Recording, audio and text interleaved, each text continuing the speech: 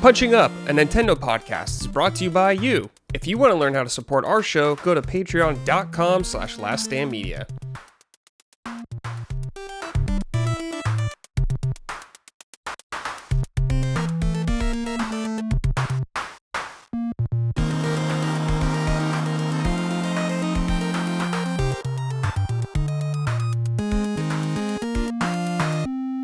Hello everyone, welcome to episode 71 of Punching Up, Last Stand Media's weekly Nintendo podcast. I am your host, Brad Ellis, as always, and joining me, my two lovely co-hosts. First, we're going to start with Mr. Gene Park, Washington Post. Gene, how are you? Good afternoon. It is 94 degrees outside. I just walked back from the newsroom. It is so hot, so my AC is blasting right now. Trying to save my life, basically. Actually, I should probably get a bottle of water too, just to make sure I hydrate. Should get some water, man, on the way too. So please introduce Micah while I do that. Yes, go get your water. Yes, and of course, my other co-host, my cohort, my psychopath co-host, Micah Moriarty. Micah, how are you? I'm good. Yeah, Gene mentioned it says 94 here, but the feels like is 106. So it's extra spicy. That's crazy right now.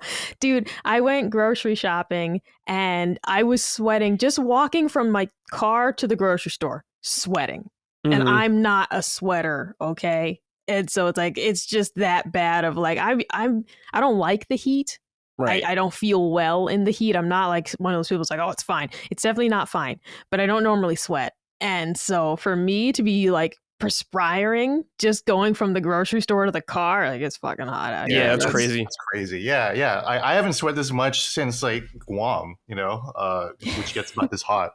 And it's like, that's what happens when you're there, or Florida, right? Like when you just go out to throw your trash out or just get groceries from the car to the grocery store. It's like you just start sweating like Colin on his wedding day. Oh my God. We're like, dude, I was just grabbing the trash bins, right? And it burned my hand. Like the trash bins. Oh, wow. Like, I was like, okay. Like it wasn't so bad. I had to like get gloves or like oven mitts or nothing, but it was startling. Like it startled me how hot the bin was when I went to grab it. And for context for what I just said, of course I attended Colin and Micah's wedding, which was a lovely time. It was hot as fuck. During the time I was re-diagnosed with cancer again, but I still went. And But it gave me life to see Colin just struggle because he was just like, cause he's on all those meds too, so he's just like sweating out all the medication. Like, Southern dandy up there. Yeah, dude. I swear to God, it was really like Joel, The Last of Us in the PC. No, version. the PC port. Yeah, the PC port before the patch updates when like he just gets wet and he's like dripping like a waterfall in the cutscenes. That's exactly what Colin was awesome. Like. It's like you can see the water like drip off him and glint in the sun. Like it was crazy. Wait, what time of the year was your wedding? Oh, it was October 28th, okay. And it was the hottest October 28th on record. Wow. Yeah. It should have been. So they chose that date to be kind of cool, right? It's like nice and fall, right? Yeah, that was the goal. It turned out to be a really, really hot day. And it was, to be fair, it was really, really hot. Like, I did not enjoy it, too. But your wedding sucked. Oh, my God, dude. No, as soon as the ceremony was over, it was like, get the fuck inside. Bro, let's go back inside, man, please. That's awesome. Cocktail hour. We were all just like recovering. Yeah. You had Kingdom Hearts music there. That was good. That's true. Especially because Colin's going to have to play it soon. I did play the Kingdom Hearts song, yeah. Yeah, Dustin went crazy, Yeah. It's really funny. Hell yeah. I can't wait for Colin to hear that when he actually plays the game. He has to now. Yeah. What, he's got to play like 4 hours of it? Yeah, at least 4 hours, yeah. So he'll hear it. Full context, baby. All right. Hey, guys. Nintendo podcast, by the way. If you want to support us, go to patreon.com/laststandmedia. We could not do without you guys over there. So please considering heading over there. If you want some merch, laststandmedia.store. It'll be sent out by Micah herself. Shirts, all that good stuff. We had Habroxy up there recently. Is that sold out or is there still copies available? We do still have copies available. So, well, we're getting down to like the last remaining quantities, but we do still have it available. And just again, we're still shipping it out over 12 weeks. We're already a couple weeks into that, but I'm still working away at all those orders. I'm looking at a stack of them right now. Yeah. Yeah, so Micah, make Micah work. No free time for Micah. No. No. All right, let's see here. TW wrote in, I made gamers out of my parents. My air conditioner was broken last week, so I was spending a lot of time at my parents' house. I took my Switch 2 over and was showing it off to my dad. He liked watching me play Mario Kart World, but he was absolutely amazed by how many old games you had access to for just $50 a year. We had an N64 when I was a kid, and I was able to boot up Mario Tennis and play it with my parents like old times. I showed them some Switch games that I thought they'd like as well, Captain Toad and Snipper Clippers. My mom loves Snipper Clippers. Yo, shout out to your mom. And now my dad is planning on buying a Switch too. I went ahead and bought him the N64 controller for NSO. Just wanted to share this because playing video games with my parents again made me really happy. That's just a wholesome write-in, so I had to read that. That's so sweet. Usually we just get perverted stuff written in, so when I see something actually wholesome like this, I'm like, okay, you're going in the show. So very nice, TW. Yeah. Love it. No, that's genuinely so sweet. My parents really weren't much into gaming at all. Neither but were mine. my dad would occasionally play Road Rash with us because we had it for PC. Now we had to take turns on that game because you're playing on the keyboard. But like my sister and I would take turns, and sometimes my dad would hop in and play a race. And same with Mario Kart Double Dash. Occasionally he would play, but he wouldn't usually play with us. It was more often that I'd come home from school and he might be playing a track. Cool. But that does remind me a little bit of my dad. He loved Road Rash. Oh my God. We all did. Who didn't love that game? Yeah, my parents never really played. My mom, dude, you hand my mom a controller, you might as well asking her to like defuse a bomb. That's what it's like when she plays a game. She's like, just fumbling, like, I don't know what I'm doing. Even when there was like 2 buttons. Yeah. But yeah, my dad never really played that much either. He played Mortal Kombat with me a little bit, though. That was cool. But other than that, not so much.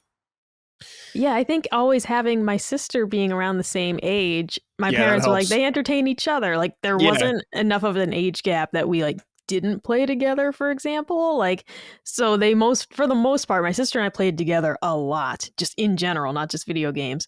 And my parents would get involved sometimes, but they really didn't have to. We were pretty content just with each other. What's the age gap for you two? Oh, she's 2 years older than me. Okay, yeah. That's like me and my brother. Yeah. Yeah, old enough to like she could be the banker in Monopoly when I'm just like fucking everything up, stuff like that. Of like she's old enough to keep an eye on me, young enough to still have fun with the same things that I was having fun with. Yeah.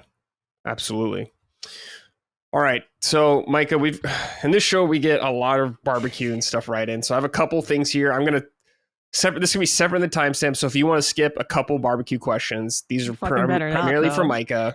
You better not. Go ahead. Go to the next timestamp, but the people ask, wrong tab. But the people ask, so we gotta answer. Okay, this is from Satya's Kink of Embarrassing Phil Spencer. Great name. Howdy, my fellow punchers. Micah, I'm having a crisis with my new Blackstone. I keep burning and frying everything. I've been grilling since my mid-teens on purely propane, and I like to think I can grill better than the majority of non-Michelin star restaurants. Now at 30, my lovely wife, whom I adore, is having me switch to a Blackstone griddle. This fucking thing is robbing me of my manhood. Why does it get so fucking hot? Even on medium heat, it's burning everything unless I'm constantly flipping and scraping the juices into the grease pan. How much oil does it need? I was lathering it in peanut oil like it was a kink, and it was frying the bottom of my burgers. Now I feel like I'm not putting enough oil on the grill and my meat is sticking. I'm on my knees begging and crying for help. Help me reclaim my Grill Master card. Help him out, Micah. What's he got to do? All right. First of all, to get serious, I put the cotton gloves on. All right, because we're in grill mode right now. Your fucking Mickey Mouse gloves. Exactly. I was like, woohoo! Let me just get into grill mode. Actually, I take these off so I can use the mouse because I prepared a couple notes. All right. Oh shit. I mean, question number 1 is why are you doing this? But I know women be crazy, so I'm not even going to pursue that. I don't have a Blackstone. Full stop. But since I'm just always on the grilling subreddits, I see the Blackstone subreddit a lot. And I do hear like griddle tips and tricks on the podcasts I listen to. So one thing I know for sure, generally speaking, when I see like Blackstone recipes, is they're often cooking smaller or thinner items. Like this is why smash burgers are so popular. If you go look at Blackstone recipes, you will constantly see fajitas, fried rice, stir fries. We're talking about a lot of small items, small pieces, things that cook quickly are what really shine on the Blackstone. Of course, you can do a nice thick steak. Of course, you can do thick burgers. But there's definitely going to be a change in technique. This is not going to be a one-to-one transition from your propane grill. Like if you're trying to make all your favorite things that you made on the grill, the Blackstone's going to behave differently. And like you go on the official Blackstone YouTube page, which I highly recommend. A lot of those recipes are for quick cooking things, shrimp, stuff like that. It definitely is. It's just a different type of workhorse is what I want to say. So it's extremely versatile. You can do a lot with it. But I do say temper your expectations for what you're trying to do, because if you go on some of these YouTube pages, like another one I recommend would be Griddle 101. And then there's the Flat Top King. Those are all great channels. But you will just see it's like they have like a million variations on fajitas, tacos, fried rice, stir fries. Ooh. But that's like their bread and butter of what they're making. A lot of smash burgers, thin things that cook quickly. Right. The other thing, though, that I'll say is like making sure it's seasoned correctly. If things are sticking because you should only need a thin layer of oil first. Like first and foremost, you should only need a thin layer of oil if it's been properly seasoned. If you suspect it hasn't been because things are sticking even with a thin layer of oil, that's step one. Is go look at a video about how to season it and make sure that's been done. And then, the other thing I'd say, I was just talking to Maddie about this actually. Like if you're trying to cook thicker items, for example, you can try using those melting domes. One of the reasons why it doesn't translate one-to-one from your gas grill to the griddle is that your gas grill, you put the lid down, it's acting like an oven, right? The Blackstone's not doing that. You're cooking on a flat top. The heat's coming up from the bottom. You're not getting that heat all the way around the item. If you use those melting domes, you'll see people in Blackstone videos often, they'll like sprinkle a little water around the item, put the dome on, now you're steaming it, right? You're going to get your nice sear afterwards after you've like cooked it most of the way through. But if you're trying to do thicker things like chicken or like thick, like pub style burgers, that's an idea, is to get one of those melting domes if you don't have it. Probably the last thing I'd say is peanut oil's great. But that has a smoke point of about 450. I have seen a lot of people on the Blackstone use avocado oil. That is a smoke point over 500 degrees. So that would just be something else to maybe just try. If you're saying this thing's got like a lot of hot spots and it's just getting away from you, I would also maybe say try avocado oil because it's got a higher smoke point and it shouldn't get as sticky. But those are the main things I'd recommend. Make sure it's seasoned correctly. Try using a dome for thicker items to get that oven kind of action going on. Maybe try an oil with a higher smoke point. And then also just recognize there are some things that are just going to be better on your propane grill. Absolutely. There are things that you're going to just say, like, I'd rather do this on the grill and have that oven, kind of situation going on there. And the Blackstone's going to be awesome, but it probably isn't for everything. I saw a guy try to make a brisket on one. Okay. And I would never recommend that. I don't think it can cook everything. Right. Okay. Very thoughtful answer. Okay. This is from Phil Spencer's Ozempic dealer. Do you think Phil Spencer's on Ozempic? Ozempic? Oh my gosh. Well, he's it's gotten hard skinnier. To know. He's gotten skinnier, and people were speaking about his health. And as someone who has been through health problems, that sucks. Yeah. So I think people should kind of drop that. He's not. I think that's kind of poor taste, actually. No, I don't think he looked sickly by any means. I just noticed he looked thinner. He's just getting older. And I think Oh no, but that's the thing. It's like I think he may have done the Ozempic train. Who's to say? Maybe he just started hitting the gym. I don't know. But he definitely did lose weight. He didn't look like he's hitting the gym. Well, he doesn't have like more muscle mass, it looks like. He could be hitting the elliptical. Yeah, maybe he's an elliptical man. He could just be doing cardio. Yeah. Mm-hmm. Row house man. Yeah, but look, like you can make fun of Drake because Drake literally talks about taking Ozempic, you know. Drake's on Ozempic? Yeah, that's the whole deal. That's what the Kendrick beat was about. And Jaffe too. Jaffe was talking about that too, you know. But I mean, don't comment on someone's health if you don't know what's going on, guys. Come on. Let's see here. This is sorry to scold this listener that hasn't even said anything, but yeah. This is a query for Micah. I'm firing up the Weber kettle for the first time this year, so I thought I'd write into my favorite grilling podcast for some help. What temperature do you cook burgers and chicken at? I used to crank both the vents open because more heat must be better, right? But that was burning out my coals super quickly and drying out the food. Thanks. I'll hang up and be completely fucking normal while I listen.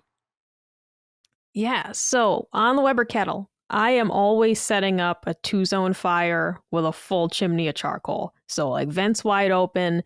The hot side, I have a slow and sear basket. That's not required. And there are many alternatives, but I finally upgraded to the slow and sear and I fucking love it. So I do recommend it. The hot side is like 500 plus. I mean, like with a full chimney of coals fully lit, you're pushing 500-600 degrees. The indirect side, though, where you start the food, that's hovering at like 400. So if I'm doing burgers or chicken thighs, I'm always starting them on the indirect side first with the lid closed.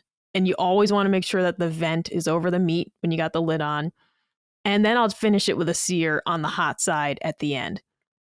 If your coals are burning out too fast, you might not be using enough charcoal.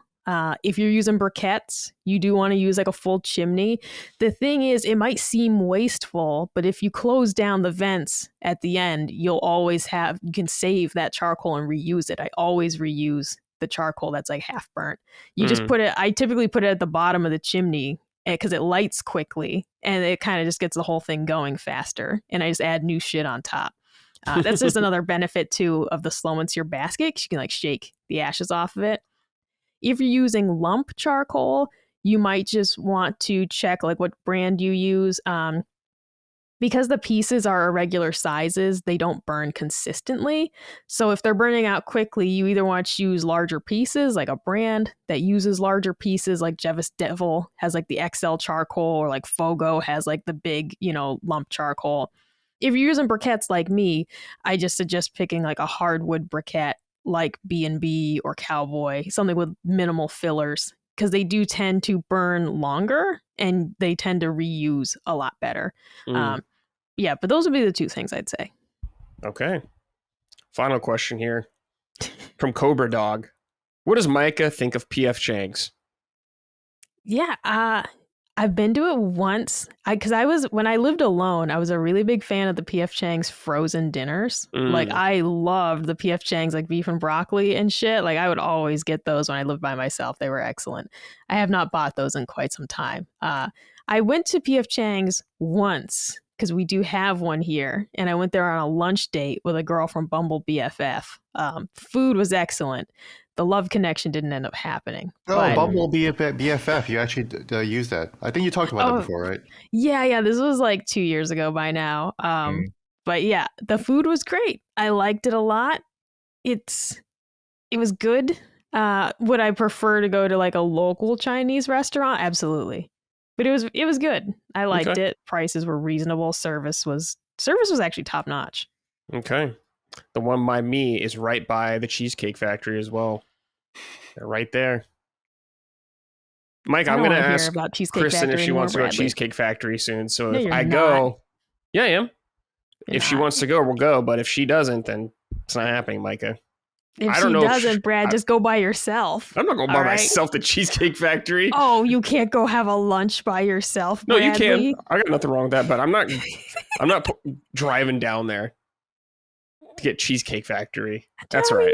You work it into the whole day. I'm sure you could do some other errands while you're down there. I don't know. Maybe, yeah. That's maybe true. All right. Finally, let's talk about some video game stuff. Barbecue talk's over. So there was some leaked N64 games from NSO coming out that people have discovered. Let me read this. Last month in the May NSO update video, Nintendo may have accidentally spoiled what's coming to the service. Several users including Imakuni VT on X, have spotted some games blurred in the background. These titles include Donkey Kong 64, Super Smash Bros., Glover, and Forsaken 64. Micah, what do you think about these games? Actually, let's go to Gene first. Micah, you just talked about barbecues for like 15 minutes.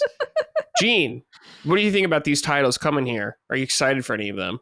If this is true, I'm trying to look at the post here, the NSO update review. Okay, so they're just looking at official content, so maybe Yes. they leaked it. Yeah. Interesting. Yeah. I'd be very happy for Donkey Kong 64, which I never played. Oh, But I definitely did play Super Smash Brothers. Yeah, of course.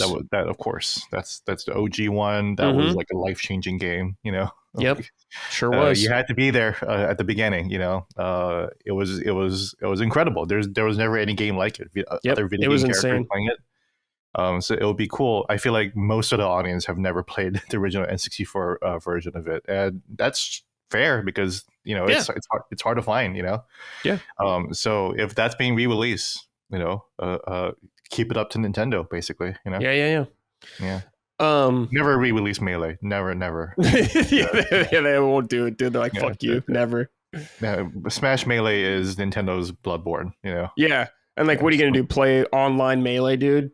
That'd be a disaster. Have you guys seen the Soul Calibur footage? Like, I saw Maximilian dude playing it, and it was so bad online. Oh, really? That's just tough. Awful. Yeah. God awful. Local that's only. because it's attached to NSO. Like, I feel like NSO is not like a great. Yeah, NSO is not great for like multiplayer. I just haven't, like, I think like people making fun of Switch Online capabilities is like outdated. Like, Switch Online is like works really well, for regular games like Splatoon 3 or Monster Hunter, right? But for NSO, like that's just tied to like that app, Yeah. So I'm not surprised that it's not working great. Yeah. This is again why like sorted out Nintendo. Like, I wish these goddamn games would be individual, apps, their own SKUs. Come on. Yeah. Let's just buy these, man. Like, charge $20 for them each, $30. You make a ton of money. Oh my god. Yeah, I'd rather do that. Yeah. Yeah, I mean, just revive the eShop again. That's what I keep saying. Like the real Wii U shop or the Wii shop. Just do that again, but make it generational and permanent. As opposed to oh, you bought all that shit on the Wii. Sorry.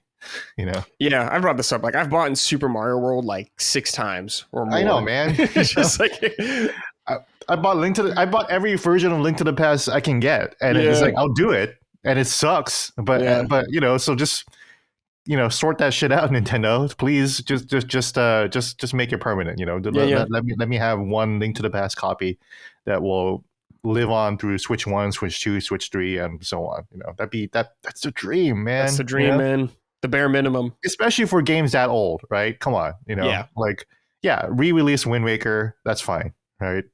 Like, I think that's doable because it's a much larger project. But a few megabytes, 16 megabytes of Link to the Past. Come on, come on, guys.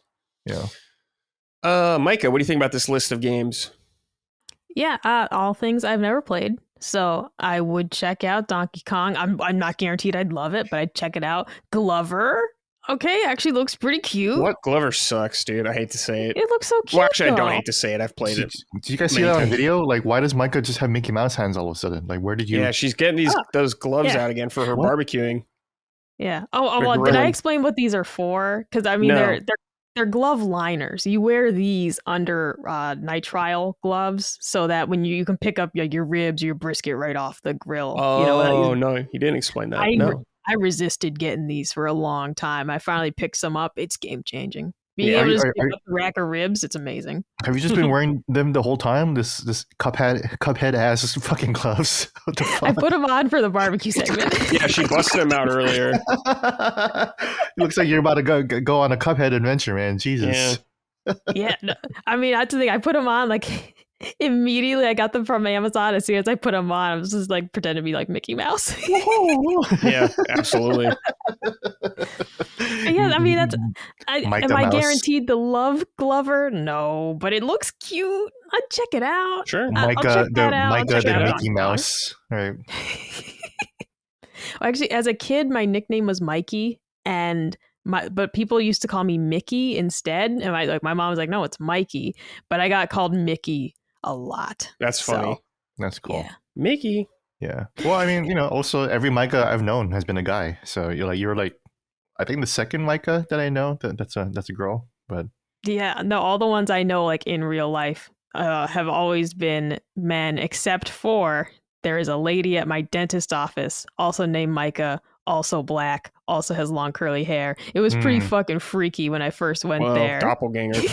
It was fucking weird, dude. wow, that's cool. Yeah. But now I've known you for so much longer than most Micahs that like I now just think of Micah as a girl's name. So congratulations, you replace every other Micah that I've known in my life. So Yeah, Supremacy. you're the only real Micah I know, like an actual Really? human. Yeah. Mm. I know Micah from Red Dead. Also, that's about it. Micah. Best character. Micah. Oh, I totally forgot. Yeah, see, I totally forgot about that Micah. Holy shit, the most hateable character. But Yeah. Oh my god, no, he was amazing. He was amazing, but it felt good to shoot his ass. oh my god. Pew. Out of these games, Donkey Kong 64 I think is a really good one, just because Bonanza is right around the corner. That's right. So it's a good idea, good synergy right there. I'm not a fan of Donkey Kong 64, despite me loving Donkey Kong. If anyone's played it out there, you just know there's way too many collectibles in that game, an obscene amount. So it kind of like really burns you out. Mm-hmm. But I'd be interested in kind of revisiting a little bit to reevaluate it. Smash Brothers, of course, like Gene was saying, one of the GOATs, the OGs. Love that game. Glover, I played Glover a couple years ago for something. I forgot. It was like for when I was at Easy Allies, and that game is difficult. All right, never mind. I take it back. It's like very awkward controls, Micah, and like roll a ball with you the entire time. Yeah, I was watching like because the gameplay was cute. Of like, okay, at one point he's in the snow, so his ball he starts rolling it around, turns into a snowball, and he's using it to like bash into stuff. I'm like, this is cute, this is charming. But if it's difficult, I hate to control it's difficult. I bet the Game Grumps have played it. That's a good Game Grumps game for sure. Oh, dude, I should check. And Forsaken 64, I just remember the box art for that game, but I have no idea what the game actually is. So pretty solid list though. They did play it, Bradley, 12 years ago. Yeah, that's a big Game Grumps game for sure, it seems like. All right. Let's move on to the next story. Final Fantasy, there's a rumor going on that Final Fantasy IX Remake might be in trouble. So just for anyone curious about this has not been officially announced or anything like that. Final Fantasy IX has not been. It's the 25th anniversary of Final Fantasy IX, which makes me feel incredibly old because I remember playing that. But Final Fantasy IX was in the NVIDIA leak many years ago, and pretty much every single thing from that list has come true, including Final Fantasy Tactics, which we recently just got announced coming out. So, and it's been really funny because Square Enix has been putting out a ton of Final Fantasy IX like celebration stuff, like merchandise, artwork, all this new stuff celebrating 25th anniversary. It's like literally everything. They're doing everything except the game. So there's a report that came out. I'm going to read this from My Nintendo News. They have a quick rundown on it. There's been a number of substantial rumors that the next big project for Square Enix is a remake of the beloved Final Fantasy IX. Prominent leaker Nate Drake has stated in a post on Reset Era that he had heard that the project was in trouble as Square Enix tackled the mammoth task of remaking the PlayStation 1 title for current platforms. Square Enix has not confirmed that a Final Fantasy IX remake is in development. No, so this is what Nate Drake wrote. Quote, as of last check, it remains in development, but to my knowledge, but I need to do a fresh check-in and see what more current status is, as I did not hear a month or so ago that was in trouble and possibly canceled. I only had one source on the cancellation possibility. I need to verify the info further. So to me, I definitely think something happened to this game. How can you not, with all this celebration going on in Square, promoting this particular, or the original 9 so much recently? like Final Fantasy 9, or I'm sorry, 14 has some 9 stuff from the recent expansion. So they were teasing stuff in that as well. Yeah, I definitely think this game exists because of the NVIDIA leak, and it just seems like it's in development hell. I don't know what the reason is, but it can easily happen. Micah, do you believe in the Final Fantasy IX remake, and do you think it's in development hell? Geez, Bradley, I don't have a horse in this race because I never played it. I believe in the remake, partly because this is the game that's having all these figures come out recently, Yes. right? Yes. Okay. It's a little weird that you would do only all new figures and not like the actual game itself. Like there's a lot coming out for this anniversary. Yep. Bless you, Bradley. I saw that. And not remake the game. So with people clamoring for it. So sorry, my AC is like being really loud all of a sudden. No, I can't even hear it. Peculiar. Well, no, it's I'm concerned because I've never heard it before. So weird. Oh, okay. But yeah, I believe in it. I definitely believe something's amiss. Yeah. Gene, what do you think? Yeah, I said this on Twitter that I am good on not having an FF9 remake. I like the first game. I think you mentioned this before, Brad, but like the skill system probably needs some work with the ability system, which I remember it could be a little wonky. But I think that's about it. But the Nate Drake is actually Nate the Hate. So Nate the Hate is the guy who actually correctly predicted when to switch to direct. He's been he is probably one of the few like quote unquote leakers that I like almost completely trust. If but he's also saying that he's not super sure, right? So there's that. But I love FF9. I think FF9 is a special game. It really is the last of the classic Final Fantasy games. Before Expedition 33 reminded people like what a game might look like. I'm not super hyped for it, but I would, and if it's canceled, I wouldn't be super disappointed. If it's still going on, then I'd be super excited. I'll still play it. It's not like I would like deny it. I would still be all over it 1,000%. Because I love FF9. I love the characters. I love the story. I love the world. And again, it's Sakaguchi's. It's the Gooch's final goodbye to the franchise. Yeah. So it is definitely a special game in the series, and I think people should check it out. But I have no real crazy feelings about this. Either way, if it happens, it happens. But again, like as you mentioned, the NVIDIA leak has been like perfect batting average in terms of like what it was actually about. So I'm wondering what's wrong with it. What was the scale of this? Maybe it's the Final Fantasy Tactics situation where they're trying to create a version where you can play both versions at the same time. I don't know. Maybe because they already have the remaster of Final Fantasy IX out. Yeah, the re-release with upscaled backgrounds that look pretty ugly, honestly. Yeah, they look bad. Yeah, they look bad.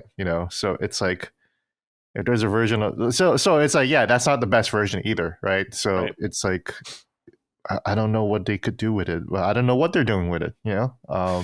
Definitely not a Final Fantasy remake rebirth type of situation. Oh no! It should just be honestly, one game. I mean, we should stop talking about remake and rebirth as if they're just straight remakes. These are essentially sequels to Final Fantasy in general.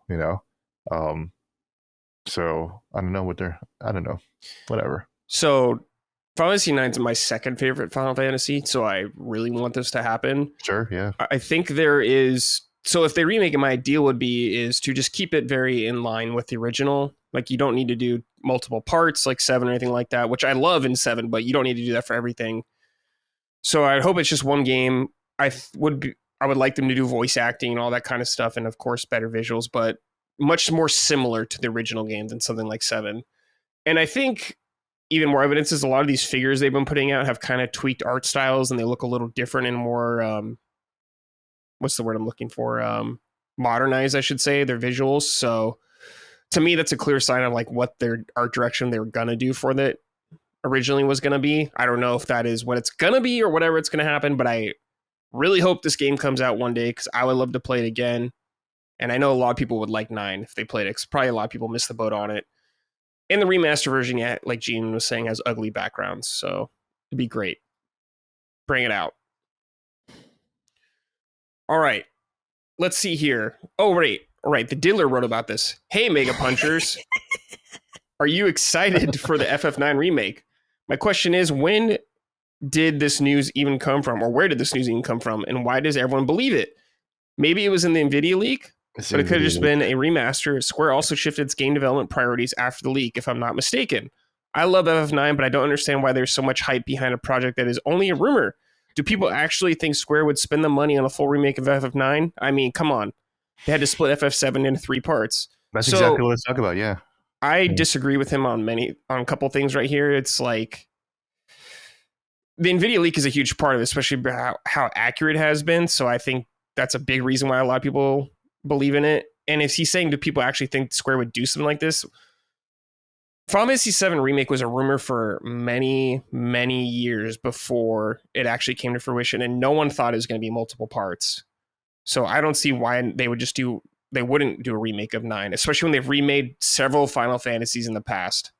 Multiple times, in fact, some of them. Like 4 has gotten a couple remakes itself that are all different from each other. That's true. 4 has gotten a ton of remakes. 4 is probably the most remade game, right? Yeah, maybe. Yeah. I mean, there's 1 also, but yeah. Yeah, there's 1. You're like 4. I'm trying to think. There's the original. There's the PSP version. There's the 3DS or the DS version. There is the Pixel remaster version. It's like there's the Game Boy Advance version. That's true. Crazy. Yeah. So they would easily do that. That's not something that will stop Square. So I think that's one reason why people believe it. It's just because of the NVIDIA leak. Yeah, but also, he also says Square also shifted game development priorities. So maybe they're just changing what they want to do. Like they're like, hey, maybe we should start remaking Final Fantasies. I don't know. Maybe, but this leak was like several years ago, like 4 years ago or something like right, that. 7 was like rumored for ages, right? Yeah, and it's like that's why you guys on Easy Allies or game trailers like popped off because it was finally happening. Yeah, exactly. It was like years of anticipation, and then to finally see it confirmed was an insane moment. Mm-hmm. So yeah, I think Square would spend the money to remake 9. I don't know, Micah. What do you think? You agree? Disagree? I believe in it as someone who's just a casual observer with no hype. I believe that this made sense based on A, like you said, these like other things coming true. B, just people were really hyped about it. So in terms of like, it's like, yeah, this seemed like they knew their audience would want it. All right, correctly so. So I believe in it, but I definitely I don't know for sure what's going to, shake out now. We shall see. Could be canceled. Could easily happen. Who knows? But I don't know. After I almost gave up hope on Final Fantasy Tactics because it had been years. We never heard anything about it. That was true, but now it finally just recently happened. So that sparked a little bit of hope from me. Because I gave up hope on that. I have to be honest. Like I was getting borderline annoyed whenever people would recommend it, only because it's like, where am I supposed to play it, dude? Like, stop PSP. Recommending it. And I don't have one of those. I got a Vita, all right? But like, you bet your ass Colin has one. I don't know if he has a working one. Wow. I don't know. Fake PlayStation fan. Well, the battery turns into a Capri Sun after a while. I check the Vita periodically because it's in this room with me, and I just open the case to make sure it hasn't started to balloon out like a juice box. So, but it was frustrating how many people be like, "Oh, dude, you'd love that game," and it's like, yeah, it's like saying, "Oh, you'd love the Yumbo burger," and it's like it's been discontinued for years. Like where am I supposed to get one? They did bring the Yumbo burger back at one point. That's besides the point. Well, kind of that's what they're doing now. They're bringing it back. So now you could have had your Yumbo burger for a limited time. I think it's gone again. You can now have your Final Fantasy Tactics again. So yeah, I mean, you could play Tactics on your iPad for years and stuff like that. But no one wants to do that. Not. No, I don't want to do that. I hate like mobile gaming in general. Just because I don't like the touch controls. I don't like it. There's like 3 mobile games that I really love and I'll come back to if I'm at like a doctor's office in the waiting room or something, but that is not how I want to play games at all. Angry Birds, baby. I'm a Fruit Ninja stan. Fruit Ninja's legit. Fruit Ninja Connect, dog. All right, you swiping. Do you remember that shit? That was hot. Fruit Ninja was a good game. I never had Connect. You didn't have a Connect? No. You never played Connectimals? You never played Nickelodeon Dance? Oh my god, No, Bradley. I did not. I got all like I would rent all the games like for achievements. So like Nickelodeon Dance is getting all the achievements on that. It was fun. Connectimals was bad, like genuinely bad. But Fruit Ninja on Connect was so much fun, Sure. dude. The only game I'd try on Connect maybe is Fable on Connect, but I heard that's dog shit. So, but I'm still curious about it. Remember when Microsoft was trying to pitch Connect as something for the medical community? You know? Yes, I do remember that. Yeah. Connect will help you cure cancer with Milo. Look at a 2014 press release from Microsoft saying the workshop brought together experts from academia and industry to discuss the use of Connect for Windows in medicine in applications that extend well beyond the operating room. Oh my god. I did see though semi-recently a Reddit post where someone was like, this office is using a Connect for, and I can't remember. I feel like it was a medical office, and they were using a Connect for a camera in the room for some reason. Well, time to update your equipment. Yeah, if I saw Connect, it was just like just cheap cameras. Dude, as someone who's gone through multiple surgeries in the past like 3 years, as if I saw a Connect in the goddamn surgery room, I'd be like, all right, can I just like, just like change rooms or change doctors? What the fuck is this? Dude, can you imagine going in and you're seeing like the Piranha Plant switch to camera? I'd be like, oh no. Oh, dude. Okay. Oh, no. Yeah. This was 2 months ago on Reddit that this person was in for a CT scan and they have an Xbox Connect in the room. That's crazy. For some reason. Holy crap, man. You know, But at this point, they probably are just like cheap functional cameras, you know? Like they probably bought a whole fucking truckload of them for a penny. And they're probably cheap, functional, and they do the job. Get your CT scan done by a Connect. Imagine if you're black, they're like, we can't see anything. You know? Oh my god, though, that was a problem. I'd have to have like all the lights on in the room because Connect. It's like I'm not even that dark, okay? Like I'm not very dark. You're not light skinned, but you're not dark, you know. So no, like my Clinique color I think is like honey beige. Okay, so like I'm not super dark. I'm not like Wesley Snipes trying to use a Connect, but it thought I was. It was like can't see shit. That's so crazy. You put the lights on at like crazy, 2 in the afternoon. Racist Connect. It's really funny, dude.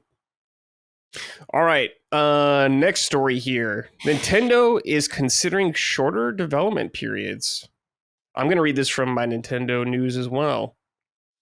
Nintendo president Shintaro Furukawa has informed investors that the Kyoto-based company is considering shorter development time for certain games to help offset the rising cost of video game development.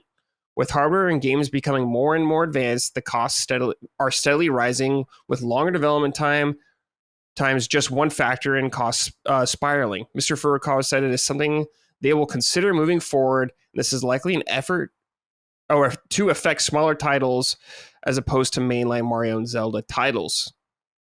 I think this is a quote. It's just bolded here. I am concerned that the improved performance of Nintendo Switch 2 will lead to higher game development costs, which in turn could result in higher software prices and ultimately decrease in the gaming population. What measures are you considering for the address this? Oh, this is what someone asked him. Okay. Mm-hmm. So this is what he said. Recent game software development has become larger in scale and longer in duration, resulting in higher development costs. The game business has always been a high-risk business, and we recognize that rising development costs are increasing that risk. Our development teams are divesting various ways to maintain our traditional approach to creating games amidst the increasing scale and length of development. We believe it is important to make the necessary investments for more efficient development. We also believe it is possible to develop game software with short development periods that still offer consumers a sense of novelty. We see this as a potential solution to the concern about rising development costs and software prices, and we will explore it from various angles within the company. Gene, what do you think about all this, dude? This is exactly why I'm actually appearing on Defining Duke this Thursday, because I guess tomorrow for Thursday, right? Because, last week, they were talking about the Xbox layoffs, right? And, it's frustrating for me to listen to, like, both Sacred Symbols and Defining Duke, and then both of them saying, oh man, games are so prohibitively expensive. Oh my god, you hear Shuhei Yoshida saying, "Yeah, you can't make AA games anymore. It's too risky. It's impossible." And it's like, are you guys like blind? Like what are you like not paying attention to? Like how can you like not see Nintendo has been doing that for the whole time, whole time. Mm-hmm. Not even like for like recently. It's for Princess Peach Showtime, a game that I didn't even like that much. MEO the Smiling Man, which I'm trying to start now. These are all games that aren't going to sell like not even like probably 500,000. But Nintendo still believes in them. They still make these products, and they still make huge games. This is not a quote unquote industry wide problem, it's a triple A problem. It's a problem that Xbox definitely has. PlayStation is kind of struggling with because but it's mostly because of their focus on live service, and that their games are very expensive. And they don't believe in making smaller projects. We haven't had an Uncharted Lost Legacy style project since I guess Miles Morales, right? Mm-hmm. But other than that, though, that's about it, though. It's think about Yeah. this. Think about this. Zelda needed to sell 2 million to be profitable. Zelda Breath of the Wild, right? Versus Spider-Man 2, a game that just regurgitated the same gameplay from Spider-Man 1. A great game, loved it, right? But it was basically the same game as Spider-Man 1, and they needed to sell 10 million to be profitable. Yeah. So where is the problem here? Yeah, there's definitely a spending problem for sure. Yeah. It's interesting because I remember PlayStation did a lot of like smaller AA style games in the PS3 era. Yeah, and they stopped it. They just didn't sell. That's why they stopped doing it. It was sad because they made a lot of great games like Puppeteer, which I love. Like no one fucking bought that game, and it's a real bummer. Yeah. I wonder, I mean, Nintendo definitely still does it. I wonder if Nintendo is the exception and not the average kind of thing. I wonder if more people did it, and I would love to see it because we do see success with stuff like It Takes Two and Split Fiction, all that kind of stuff with Joseph Fares and his company Hazelight. Yeah, but those games sell like blockbusters, though. Yeah, exactly. They're I would love personally to see more stuff like this, and I think it's great when devs do it. But yeah, I don't know. I don't know what others should do. Maybe they take lessons from it, but I don't know who's got that Nintendo IP strength because no one does to that level. Well, here's the thing, though. Like everyone keeps talking about PlayStation and Xbox doesn't have the IP strength, and it's like, well, why is that though? What happened to PlayStation? And PlayStation fans always bring this up, where it's like, why do series just stop after the console? Ratchet and Clank could have been good, but you just kind of stopped at the PS3, and then just have like one or two PS4 and PS5 games, right? Uncharted basically just stopped at the PS4 level, It's like it is how they're managing these IPs. Halo, I don't bring this up in defining Duke. Halo is obviously the biggest mainstream IP that they have, and even they were saying that, look, like Halo, it could be a Star Wars level IP, and they were trying. They have like Mega Bloks, like toys and everything like that. But it's like both of those platforms are unable to create this is what I keep saying, these multi-generational IP that is attractive to both adults and children at the same time. The problem with PlayStation is that their biggest IP is God of War, about a 50-year-old man who's ripping the heads off like the 40-year-old men and like touching people's titties and raping them and everything like that. And then their next biggest IP is The Last of Us, about a lesbian who just goes on a murderous rampage across Seattle and slitting their throats and shooting their heads off until you can see their fucking bones. And then you have Horizon Zero Dawn, which is about a girl who believes in herself and is fighting robot dinosaurs. So it's like, for me, everyone's wondering like, why are they focusing so much on Horizon? It's because Horizon is the only IP they have that they can scale to that level. That isn't about like even Uncharted, where it's about you're going around and shooting brown people in the face all the time. Halo could be different in that Halo is very teen rated, but the problem is that they kept making bad games. Yeah. Like you have to make good games too alongside that. Gears of War isn't going to be that franchise, and Gears of War is not that big in the first place. Gears of War is actually fairly medium sized in terms of the IP. Yeah. Microsoft Flight Simulator is great for 60-year-old dads. Yeah. I mean, to be fair, with PlayStation now, is Astrobot is kind of that Nintendo spirit kind of IP. So Astrobot could have a future for a long time. God of War has been around since PS2, and there's been God of War in every single generation. Yeah, God of War is the exception. Yeah, that's true. Little Big Planet was around for a while, and they sure did a lot of those. They did Breathe, and they did like the racing one, then they did Sackboy's Big Adventure, so they did a lot with that, but yeah, they don't return to the well on some of these after a couple generations. Yeah, they kind of give up on it, like Ratchet and look, it's not for lack of trying on PlayStation side. Ratchet and Clank, they had a whole movie, about that, and the movie kind of bombed, right? Yeah. And it's like, okay, well, maybe the Ratchet and Clank, the IP has no gas, and they just kind of give up on it, we get Rift Apart, which sold kind of okay, but not that well, and that was an expensive project. That's still one of the showcases for the PS5 in terms of ray tracing and tech, but it didn't sell all that well. It sold, just a couple million. I'm forgetting. Yeah, there's definitely a lot of games are just too expensive, definitely, and it is a problem. So hopefully others can learn from it. Yeah, and I'm curious. But then you hear about Nintendo and their IP, and it's like, yeah, the Zelda and the Marios and the Animal Crossings are supporting the smaller IP, but then it's like, oh, they're just relying on their IP strength. And it's like, what IP strength does Famicom Detective Club have? Right. What is the IP strength in Tomodachi Life that they're resurrecting next year, 2026? Not even this year. Where is the IP strength in Super Princess Peach Showtime?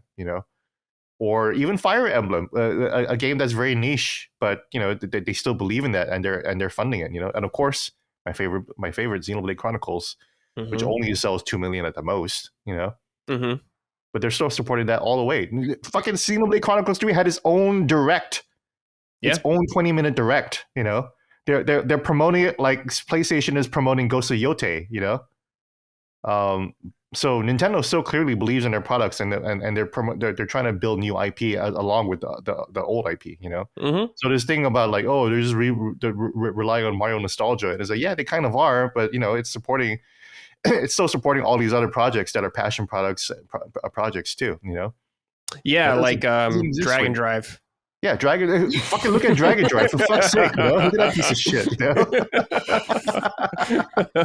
I totally forgot about Dragon Drive. What is this? What is the IP strength in Dragon Drive? Tell me. You know what though? Like, that's actually a super good point though, because we say, well, Dragon Drive would look cooler if it like had more variety in the look, but it's like, yeah, but if you want to make a risky game on the cheap, make it simplistic. And that's not a horrible idea, because we say, oh, well, if you took a cue from like Rocket League and it was like, hey, here's like a bright, colorful outdoor stage and like more customization for the players, but all that costs time, and time costs money. That's so true. Here's a risky game, and if the gameplay sells it, maybe the next Dragon Drive, should they return, would have customization and more things. But you're like, that's actually a super good one to bring up, because I didn't even think about that, Micah, because saves money. Yeah, because like I keep making fun of these Halo ODST looking ass characters, right? But then when you think about it, none of them have faces. You don't have to worry about animating the faces, right? So they're like, okay, well, why don't we just throw this piece of shit out there and see if people like it? And if it sells, they're like, okay, well, Dragon Drive 2 will be heat then, maybe, I don't think know. They could at least put like a different color suit or some shit in Dragon Drive. It's not costing you more money. That's it. They could put one fucking grass arena in there, for fuck's sake, Yeah. They could. You look at something like ARMS, where they went all out on character design, and then the game unfortunately did not perform as well as they wanted. You look at Dragon Drive and you see, well, they want to see if people like the mechanics, and maybe you'll get a DLC with customization, and maybe you'll get a DLC with more arenas to choose from. But it does feel like they're not making the ARMS mistake again of having all these incredibly detailed, wonderful, beautiful characters on a game that people will not play. So on the one hand, it's like, simplicity here. See if the mechanics sell the game. See if that is what gets people hooked on it. And if not, you didn't spend a year with a character designer who was very expensive and making someone as cool as Min Min. Okay, like...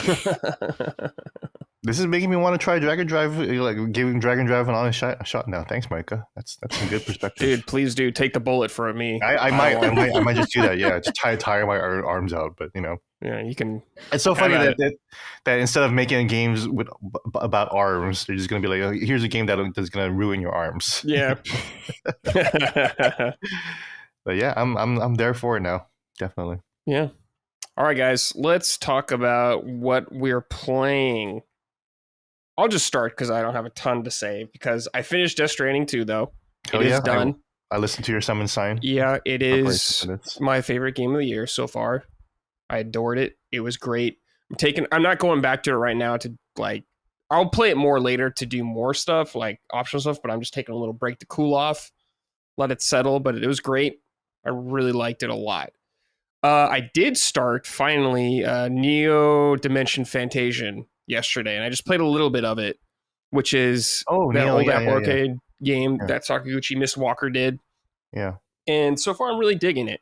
It's very throwback, is what I'll say. It reminds me a lot of the older school RPGs, and the music's godlike. Of course, it has Uematsu doing it, so it's good so far. I've only played like an hour and a half, but I really look forward to playing more. Also, the game has like all dioramas, the environments you explore. Beautiful. They look really cool.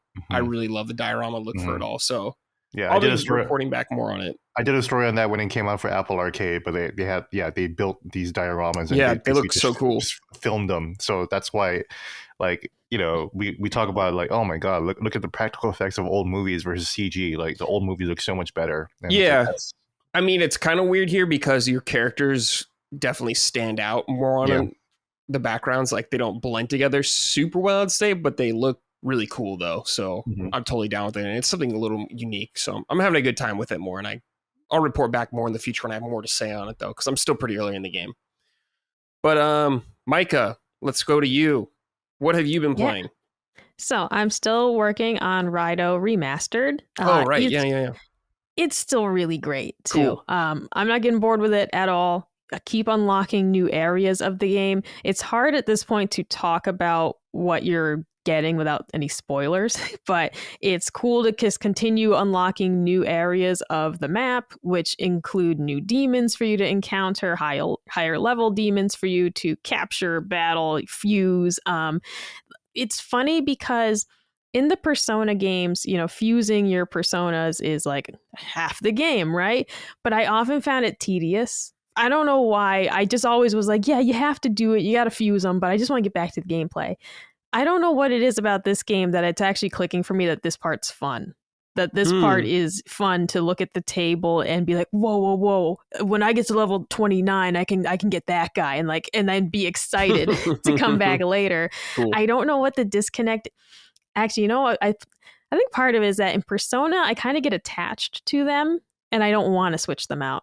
And I get disappointed when they don't level up with me, and I'm like, I gotta switch this guy out. He's too weak. And I get upset, So in this game, I think I'm treating them a little more, I don't know, less like people.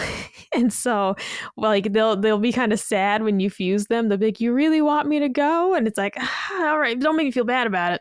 But there's something different because it's not as heartfelt as Persona. It's like a great story so far, but I'm not feeling the attachment to them. So fusing them is more fun versus I don't want that guy to go. That's what it is. That's what it is. But yeah, it's still very interesting. They're throwing different things at you. Like there was for example, there was a section where you had to do a maze. And at first I was like, not a JRPG maze, man. Don't do this to me. And they even make a joke about it. They're like, who designed this tacky maze? But it was fun. And it was done in a way that I didn't get burnt out with it. And I actually said that was way easier than I thought it would be. And because as soon as I saw a maze, I was like, fuck, I don't want to do this. Right. Flashbacks to the Tales games and shit. I'm like, no, I don't want to do that. But it was great. It was actually fun and rewarding to go exploring all the corners of it. And so far the game keeps surprising me in different ways. And the story is ramping up.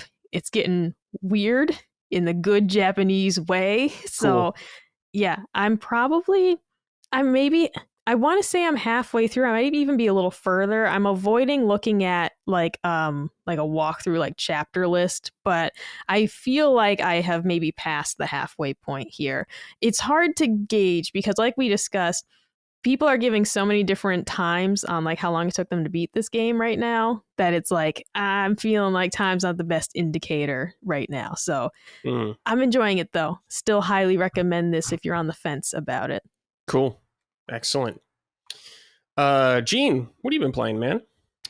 Gosh, this is a tough question because I'm still playing Death Stranding. Death Stranding, yeah. I'm very still slowly, like, Yeah, there's a lot of content in that game. Finishing the 4 stars. It's crazy to see, our boy Radek. Shout out to Radek, Radek, listener. He platinumed the game. I'm just like, dude, I've had the game for like a month longer than you. How are you guys playing this game so much? Dude, I'm playing the game so much already in and of itself. I don't know how you guys are able to find time or the willpower to do that. But, shout out to you guys, and also YouTube creator Eurothug just basically like platinum game and like just did everything, every single thing. That's in the crazy. Game. There's like nothing left in the game to do. It's crazy. That's nuts. I am not sure if I'll get that far yet. I've done that for Death Stranding 1, but not even for Death Stranding 1. I've never platinumed Death Stranding 1. I just 5-starred everything, But I've had the roads and the monorail systems all built up, so I've just been enjoying like using that and just chilling, I guess I started Amiel the Smiling Man, but I just haven't had much time to play it, so I don't really have much time to say it again. Another game I started up, but I'm really, really struggling to get through. Can you guess what it is? No. What? Yeah, No. it's Mind's Eye. Oh. It's Mind's Eye. Dude, you would check out Mind's Eye 100%. I will check out Mind's Eye, and oh my god, it is even worse than I thought. Like the shooting doesn't even feel good, dude. When I pull the trigger on the R2, you know what should happen? A bullet coming out of the gun, right? That doesn't happen all the time, man. What do you mean? It just doesn't shoot? When I shoot, it doesn't shoot sometimes. Oh, no. That's it. Like I'm not even kidding. Like I'm like, what is going on here? It's crazy. The hit detection is terrible. The animations are awful. There's so much pop in. The story sucks. I want to review it. I want to give a bad review, but it is like genuinely like, wow, like I'm actually playing a bad game right now. So damn, dude. I don't have a lot to say on it because I've only played like 2 hours of it, but it is so hard to get through. Like it is like I'd rather be at the dentist. Because at least I'm getting my teeth cleaned. At least I'm accomplishing something. At least there's a reward at the end. Oh, can I like real quick just say several people wrote in and said that they also had a dentist with a prize box. So I just was like, okay, thank God it was not just me. Because I asked Colin after the show, I was like, did your dentist as a kid have a prize box? He's like, no. And he's like, I gave you like a toothbrush. And I was like, all right. Maybe I used to get like little toys and stuff like that when I was a kid. Yeah. But yeah, I was just like, oh my God. So thankfully that some of the listeners wrote in, they also were Was that on Summon Sun we talked about that? I'm trying to remember. Or was that on this show? God. It doesn't that matter, might have been Summon Sign. I don't maybe it was Summon Sign, maybe it was Chris who was like, no. Chris, right? No, what are you talking about? I never heard of a prize box. It's my Chris impression. That's your Chris impression. Chris impression. Great impression. I guess I can talk about what I'm watching. I finally watched the season 3 of Squid Game. Okay. I didn't know there was a season 3. Wow. Yeah. Oh, you didn't know? I've never seen the show. I've never seen it. Oh, the first season was really good. I liked it. That's all I've seen is the first season. Yeah, no, the first season is excellent. It's one of the best seasons of TV ever, right? And it's very cool original concept about a death game, and you win for 45.6 billion won, which is several $1 million. I forget exactly how much, but whatever, right? It's a lot of money for one person to go by, right? Mm-hmm. And they're preying on people in debt, gambling debt, people who have medical debt, that kind of thing, right? Season 2 was cool, but the characters weren't as good. But there were some really, really standout characters, and then some of them just don't make it to season 3. And then in season 3, I'm trying to be careful with spoilers, but like a lot of the characters that I liked, I think a lot of people just don't have a lot of time to shine, And the ending of season 3 is just super depressing. Like, oh my god, dude! Like, like you think that a game like Death Stranding would be depressing, but it's actually pretty like, light and happy and funny and entertaining, right? Whereas season 3 is just like, no, like we're just gonna make you feel bad about every single thing about the story. And I walked away from it feeling bad. I think it has a pretty good message, despite the bad ending. I'm seeing people compare it to saying that it's worse than worse than the Game of Thrones finale. I never watched Game of Thrones, but I of course know his reputation, so that's incredible to think that. I don't think it's that quite that bad. I think it's pretty watchable. But viewer be warned. This is going to be a very, very depressing and not an enlightening. Like, you're not going to walk away feeling like, yeah, wow, that was good. I feel great. That's not the feeling that this stupid show is going to want to give you. So. I'm not into that. Squid Games season 3. I re-up my Netflix for that. I guess I'll watch K-pop Demon Hunters because everyone keeps hyping that up. Oh yeah, Hogue was hyping that up. Yeah, and the animation looks fucking sick. So, I'm sorry, Michael. Go ahead. You gotta go watch Poop Cruise while you have Netflix. It's about that cruise from like 10 years ago that had like a toilet problem and the whole thing filled up with poop. Yeah. After watching the fucking Ocean Gate documentaries, I'm realizing, wow, I think maybe I actually like documentaries. Like, I think I'm finally at the age where documentary entertainment is actually kind of cool. Oh, dude, have you ever seen The Keepers? I mean, like, total tangent, but like that's on Netflix. That's like, it's very sad, but it's one of the best made documentaries I'd ever seen. It's like an investigation thing. But oh my god, I usually like investigation shit, and I still think about that because it was just like, oh my god, it was so well What's done. It about? Keepers. Oh, it is about a murder that happened within a Catholic school. Like, a nun was murdered, and it's like 40 years later, her students never stopped thinking about her, and they finally kind of cracked the case. Like, the really cool thing about it is that these are women in their 60s who are figuring this out and who just never gave up trying to figure out what happened to this teacher that they loved so much. And it's just excellent. Like, the production quality is amazing. It's of course very sad, but it's one of the best things I've ever watched ever. And I highly recommend it, even if you don't like investigation shows. I just fucking loved it. Mm-hmm. Okay. That is very sad, but yeah. I mean, like, it's not like Ocean Gate, which is about a bunch of people exploding on a submarine. The hubris of billionaires is a little different. Yeah, but you can laugh at how stupid the guy is, at least, I saw, was it like at the hard drive, .net, they had the headline that was like 4 people arguing over a controller is what caused the submarine to explode. Oh my god. Jeez. So I haven't been playing that much, basically. Yeah, that's fine. Other than Death Stranding. But go check out Colin, Brad, and I just did a Death Stranding director's cut. Oh, yeah. Spoiler cast conversation, because Colin needed to get his thoughts out that off his chest, basically. So. Yeah, it was hard. It was hard to talk about that game when I was playing too. I was just like, there's so much I can't say. Yeah. There's a lot of moments where I just have to stay quiet as Colin is like, kind of like, I wonder about this and I wonder about that. I'm like, yep. Keep wondering. Keep wondering, bitch. Just play it then. Yeah.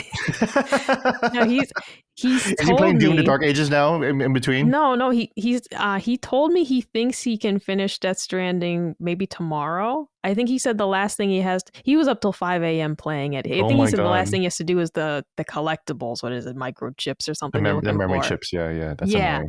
Yeah, that's the last thing I think he has to do. So he says he could probably knock that out tonight and tomorrow. That's incredible that he's still playing it, though. Everyone makes fun of him, but I admire him for playing Death Stranding 1 so diligently. I think that's awesome. I think that's sick. He plays most things diligently. Yeah. He likes getting those check marks done. Yeah, the funny thing about Death Stranding is that it is like the most checkbox game actually ever. It's like a dream for him. It's all checkboxes. Because Brad, you saying like, oh, Donkey Kong 64 had too many collectibles. It's like, just ignore them, Bradley. Ignore them. I did. Yeah. But so that's not a knock. That's just leave them alone. Well, that's all it's really got, is what I'm saying. There's not much else there. It's like artificially inflated with that. Yeah, like I'm not really interested in getting all the stickers from Mario Kart World. Like I think Oh I'm my good. god, no. Mario Yeah. Kart World. It's like literally I was like, oh, I'm gonna unlock so many outfits. As soon as I got Vampire Waluigi, I was like, I don't need another outfit in this fucking game. And that's the only character I play as, and that's it. So I was like, I don't need more outfits. Who gives a fuck? What do I do? I don't need him in a kimono. I You're don't need good. that. You're good. You're all This is set. Yeah, good. you beat the game. You got the costume we wanted. Exactly. Yeah. Yeah. Here, let me tell you how many collectibles Donkey Kong 64 has. 3,821. Oh my god. Holy shit, dude! Wow, that's way worse than Mario Odyssey. I thought Mario Odyssey was bad. Oh my god! I No wonder wasn't why Donkey Kong. expecting that 3,000. No Yeah. wonder why DK64 has that reputation. Oh my god, I can't Yeah, wait to Mario play it now. Odyssey has like a little less than 2,500. Yeah. Oh that's, my god. That's a lot too, though. absurd. Yeah, it's absurd. Yeah, Mario Odyssey is absurd. I try to get everything, and once I realized like the expanse of the task ahead of me, I was like, you know what? Then I'll just beat the final moon level and just call it a day. I don't have that thing because like I have the best intention. Like when I was playing, the Yoshi's Crafted games, and it's like you get the little yarn balls and they turn into Yoshis, and I'm like, oh fuck, all right, I gotta collect them all. I gotta get all the Yoshis. And halfway through the game, I was like, there's plenty of them. There's no Yeah. shortage of Yoshis. If anything, we're overpopulated in this world. So I just Googled I gave game. up. I just Googled game with the most collectibles, and Donkey Kong 64 has the Guinness World Record for the most amount of Yeah. collectibles. So it's Brad, this is your chance to our do amazement them. is apt. them. It is Oh my the God, worst one. Brad, And get nothing in return. you'll get Brad. Here, how about this? Bradley? If you get all the collectibles in Donkey Kong 64, God. I'll give you a $100 gift card to Cheesecake Factory. Oh shit. Okay. I'll consider that then. Okay. You can do it on your stream. The amount of time it would take me to do it is like listen to like let's see here. Mario 64 has a little over 1,500, and like Donkey Kong 64 has like double that. And Mario 64 is a pretty big game for the time. A lot of collectibles in there. Yeah, that was a lot. Yeah. So okay, I just want everyone to know though, on the record, Micah said it on air. So if it ever happens, Micah's giving me Cheesecake Factory money. I will give you $100 reduce On Smackaroos, Cheesecake Factory. Okay. Batman Arkham Knight is pretty bad with the Riddler trophies too. Yeah. That was awful. Oh my God. I didn't do that. I did so many of those. I was watching the Achievement Hunter videos, and at a certain point, they started to get sick of it because like you could just tell like they were dragging at a certain point doing these Riddler trophy videos, and like everyone was low energy. But it's like I don't want to do this anymore. No you don't want to do this anymore. Why are you doing it? Yeah, it's not a and good life. there was the Catwoman trophies, like. Oh my god! And her vision was like muddy for some reason. Like she's a cat, she can't see. I'm like bullshit. Yeah, like, don't what? tell me Catwoman only can see tones of brown or whatever. Like this was fucking stupid. Yeah, that's stupid as fuck. All right. Anyways, let's get back to news. I have a thing right here from. I'm gonna read this from VGC, just some of it. But Prolific Port Studio says any 60 FPS Xbox Series S game will easily port to the Nintendo Switch 2. So this is from Virtua Studios, who's done a bunch of ports for games and stuff like that. They did Dark Souls, Call of Duty, Horizon, Uncharted, Metal Gear Solid. They're helping on the Metal Gear Solid 3 remake right now. But one of the guys there, the technical director, O'Grady, said the overall GPU capabilities of both consoles are comparable thanks to Switch 2's use of DLSS upscaling. While Switch 2's CPU is closer to PS4's, he said he believes any game shipping at 60 FPS on the Series S should easily port to the Switch 2. Now, Gene, I know you've messed with some Cyberpunk on there and stuff like that. Are you seeing the vision? Are you seeing it happen in reality? Yeah, totally. I think that totally makes sense. It's funny that you say that because I actually literally just uninstalled Cyberpunk from my Switch too. like as we were recording this podcast, if you saw me looking down, because I have to make some room for some new games coming in, including Tony Hawk, Pro Skater 3 and 4. So I had to make some room, and I was like, you know what? I'm not going to play Cyberpunk on the Switch 2. I'm sorry. It's a great port, but as I mentioned before, I don't like that it decreases the crowds, and unlike the PC version, you can't increase it, and so it's like I can just increase the crowds and on Steam Deck if I wanted to play it handheld. So I'll do that. I definitely bought it on physical just because it's nice to have. Yeah, sure. But I totally see. I'm not surprised. The Switch 2 is a capable system. And it's going to be a while before we start calling it stinky again. Yeah. Micah, if you have a pinata, there's hope. Oh my God, yeah.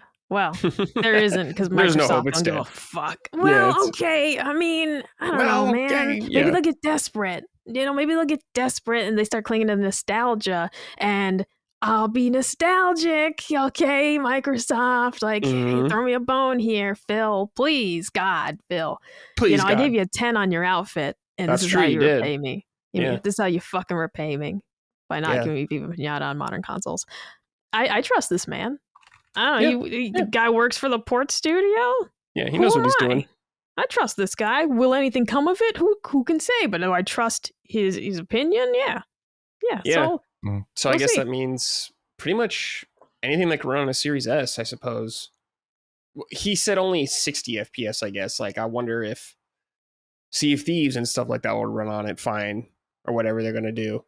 Which is interesting because we haven't heard a lot about Xbox on Switch 2 yet. Feels inevitable. Surprising. I thought we would have heard about it by now, but I don't know. Breaking news. Geert Wilders, who is the member of the House of Representatives in the Netherlands and is the leader of the far-right party for the Dutch, just posted that he's playing Mario Kart World. Wow. Breaking news. A politician's playing Mario Kart. Yeah, but he just posted, he's like, winning again. And it's like, there's a very real possibility that you could just be playing Knockout Tour with the far-right Dutch leader party. Yeah. Dude, Fun times. Colin just told me yesterday, I had no idea about this, that it's heavily speculated that Ghislaine Maxwell was like a Reddit power user. Because like there's an account that hasn't posted since she was arrested. And it was like very, very active Reddit account. And it's like, oh my God, like the funniest thing of like this woman who you would not suspect is like a fucking Reddit, like Redditor. Power user. Oh, God. But yeah, it's like you never know who you're talking to on the internet. Yeah. Could be anybody. Could be Bill Gates in your fucking Mario Kart lobby. Who knows? Mm-hmm. Yeah. I played Team Fortress 2 with Kim Jong-un. I'm sure it happened. Now you think about all the, like, who the fuck played World of Warcraft? Like, who you could have run into playing that game. It's crazy. Dave Chappelle was playing it. Don't you just, just Call of Duty in general. Like, you know how many young celebrities that are into that shit? I mean, you just never know. I could have played with Justin Bieber. Yeah. In my head, I did. Yeah, in your head, you did. Yeah, Ted Cruz. Ted Cruz is a gamer too. It's a gamer. Ted Cruz is a gamer. He's also the Zodiac Killer. He's a man of many talents. That's right. All right. Let's see here. Final news story for this week. Animal Crossing Crocs are happening. Oh, Micah, this is right up your alley. Oh, shit. I've never bought Crocs, but I kind of like these, dog. Look at these. They look pretty good, man. These look fucking fresh. So I wear Crocs every day, actually. Oh, do you? Okay. Yeah. I have like the sneakers version of Crocs, which is very like nice to slide on and easy. And it was a gift from one of my ex-girlfriends, and I still use it every day. It's comfy and it's nice, So okay. I might need these. I might get these. I might get these. I've never bought Crocs. Here's the thing. So like very recently, Crocs had a Sanrio collab. So it was like Hello Kitty themed. I honestly just didn't like them though. I just didn't love them. I obviously love Hello Kitty, but I was like not feeling these Crocs. I just wasn't into it. And I've resisted the allure of Crocs all this time, but these gibbets, look at these gibbets. Oh my God. $85? Oh. $70. On the Crocs website, I clicked on the link and it says $84.99. Oh, here it says 70 on Nintendo's. On the Nintendo site, yeah. It does. It says coming soon, August 26th, but it says $84.99. Oh my God. It does say $84.99. Nintendo, what's going on here? And I'm on Crocs.com, so I'm not on like a different website. You're I'm not on wrong. United States. You're not wrong. is showing $84.99. Nintendo has Jeez listed something wrong. Louise. Shocking. I don't. Nintendo, you can't Okay, it list. looks. You can't list things wrong. The games journalists will just run and make headlines about it. You can't do that. You have to be more careful. Come on, guys. Like, Does this I come blame the with games some journalists, but at gibbet? this point, like you guys need to like tighten that shit up. Yeah, I think it does, Micah. I think it comes with like the Tom It Nook, the looks little like it- house. Okay, yeah, because it looks like it comes with those. Because the other gibbets that are listed don't have like the little. Those the are little different ones. It tree. looks like Yeah, exactly. those So are I was like, oh, does it $5 come with each. these? Man. So these just are Dang only for at me. these are only for women. It does no, only they have have a link men's. that says women's. When Their I click sizes on it, men's it's 4, women's. women's 6, men's Mhm. 13, women's Ah. 12. I see the kids, and I see this is unisex, I guess. I don't know how Crocs Oh, work. okay, man. Yeah. Okay, there you go. So Thank goodness men aren't forgotten. they're Jesus. the colors are nice on them. It's like if you guys have seen the Switch Animal Crossing edition that came out, that blue and like the green Yeah. color, the light They're very green, pretty. the seafoam green or whatever color it is. They're very nice. Yeah, the back, the sole of it has like the beach and ocean on it. Very nice. So nice. What are they called? Jeez. Giblets? Is that what you said they were called? Gibbets. Gibbets. I was like, gibbets. giblets. Gibbets. Yeah, there's like a Tom Nook one, Isabel, KK Slider, Micah's favorite, No. a tree, a little house. They got Blathers They have and blathers. Yeah, Celeste. They have a fossil. Oh my god. those are the ones you got to buy extra. Yeah. It looks like, but This that might is an get option for you. me. But geez, man, I don't know about that price. I don't know. They're probably gonna sell out in 30 seconds anyways, and I'm not gonna get one. Yeah, 'cause they're I'm not going that to. crazy about it. They're gonna sell They're out. gonna be on Mercari for $300. Hey, listen, everyone listening, someone Mhm. help Micah get these. I don't help her know. No, Help her. maybe She'll not. pay you hard cash. See, here's And, the thing. My main motivation to get Crocs is because Malcolm Reed wears them when he's grilling, and I'm like, Crocs are they good grilling shoes? Maybe. Yeah, That's really the only Yeah, reason yeah. I considered getting some. yeah. All right. Yeah, so if you want those Animal Crossing Crocs, keep an eye out. They release on, when was the date again? It was August 26th. Yes. Tuesday, August 26th, 2025. So good luck, because you're going to get beat by a bunch of 50-year-olds and 40-year-olds like us trying to buy them. That's pretty. Fuck your kids. That's pretty And it's much- just gonna be like, all I got was one gibbet, and like that's Yeah. it. That's all I Mhm. got. All right. Time to end the show with some write-ins from the audience. If you want to write into the show, I post a thread every Sunday calling for your submissions on our thread or our Patreon, patreon.com/lasttimemedia. If you want to write in there, so go there. Okay. This is from Parker Allen Bingerheimer. Good evening from Oklahoma, punching up squad. With Helldivers 2 coming to Xbox in August, on Gears Day no less, do you think when Nintendo does their third-party direct, we can see Helldivers 2 port for Switch 2? What do you think, Gene? Do you think Helldivers 2 can come to Switch 2? Yeah. That's that was Colin's prediction. And I don't see anything totally wrong with that. I think it'd be a good addition. I don't know if I played on the Switch 2 either. Kind of over Helldivers. One thing about Helldivers 2 is that, like, Brad, would you call it? Everyone keeps calling it a live service. Would you call it a live service? I feel like it's just a multiplayer game that just gets updates every once in a while. It gets, I guess that's what a live service is, though. A game that constantly gets updates. So is Right? Splatoon 3 a live service then? Yeah, to an extent. Yeah, because with this, it's paid, a lot of paid stuff too. Does Splatoon 3 do that? Because like Helldivers has a battle pass, Mm-hmm. and I think there's like paid I paid guess the battle cosmetics pass and counts. stuff. Yeah, I guess They added like they had the Killzone stuff you had to buy. I guess a battle pass would kind of make it slide into that. Okay, never mind then. Yeah.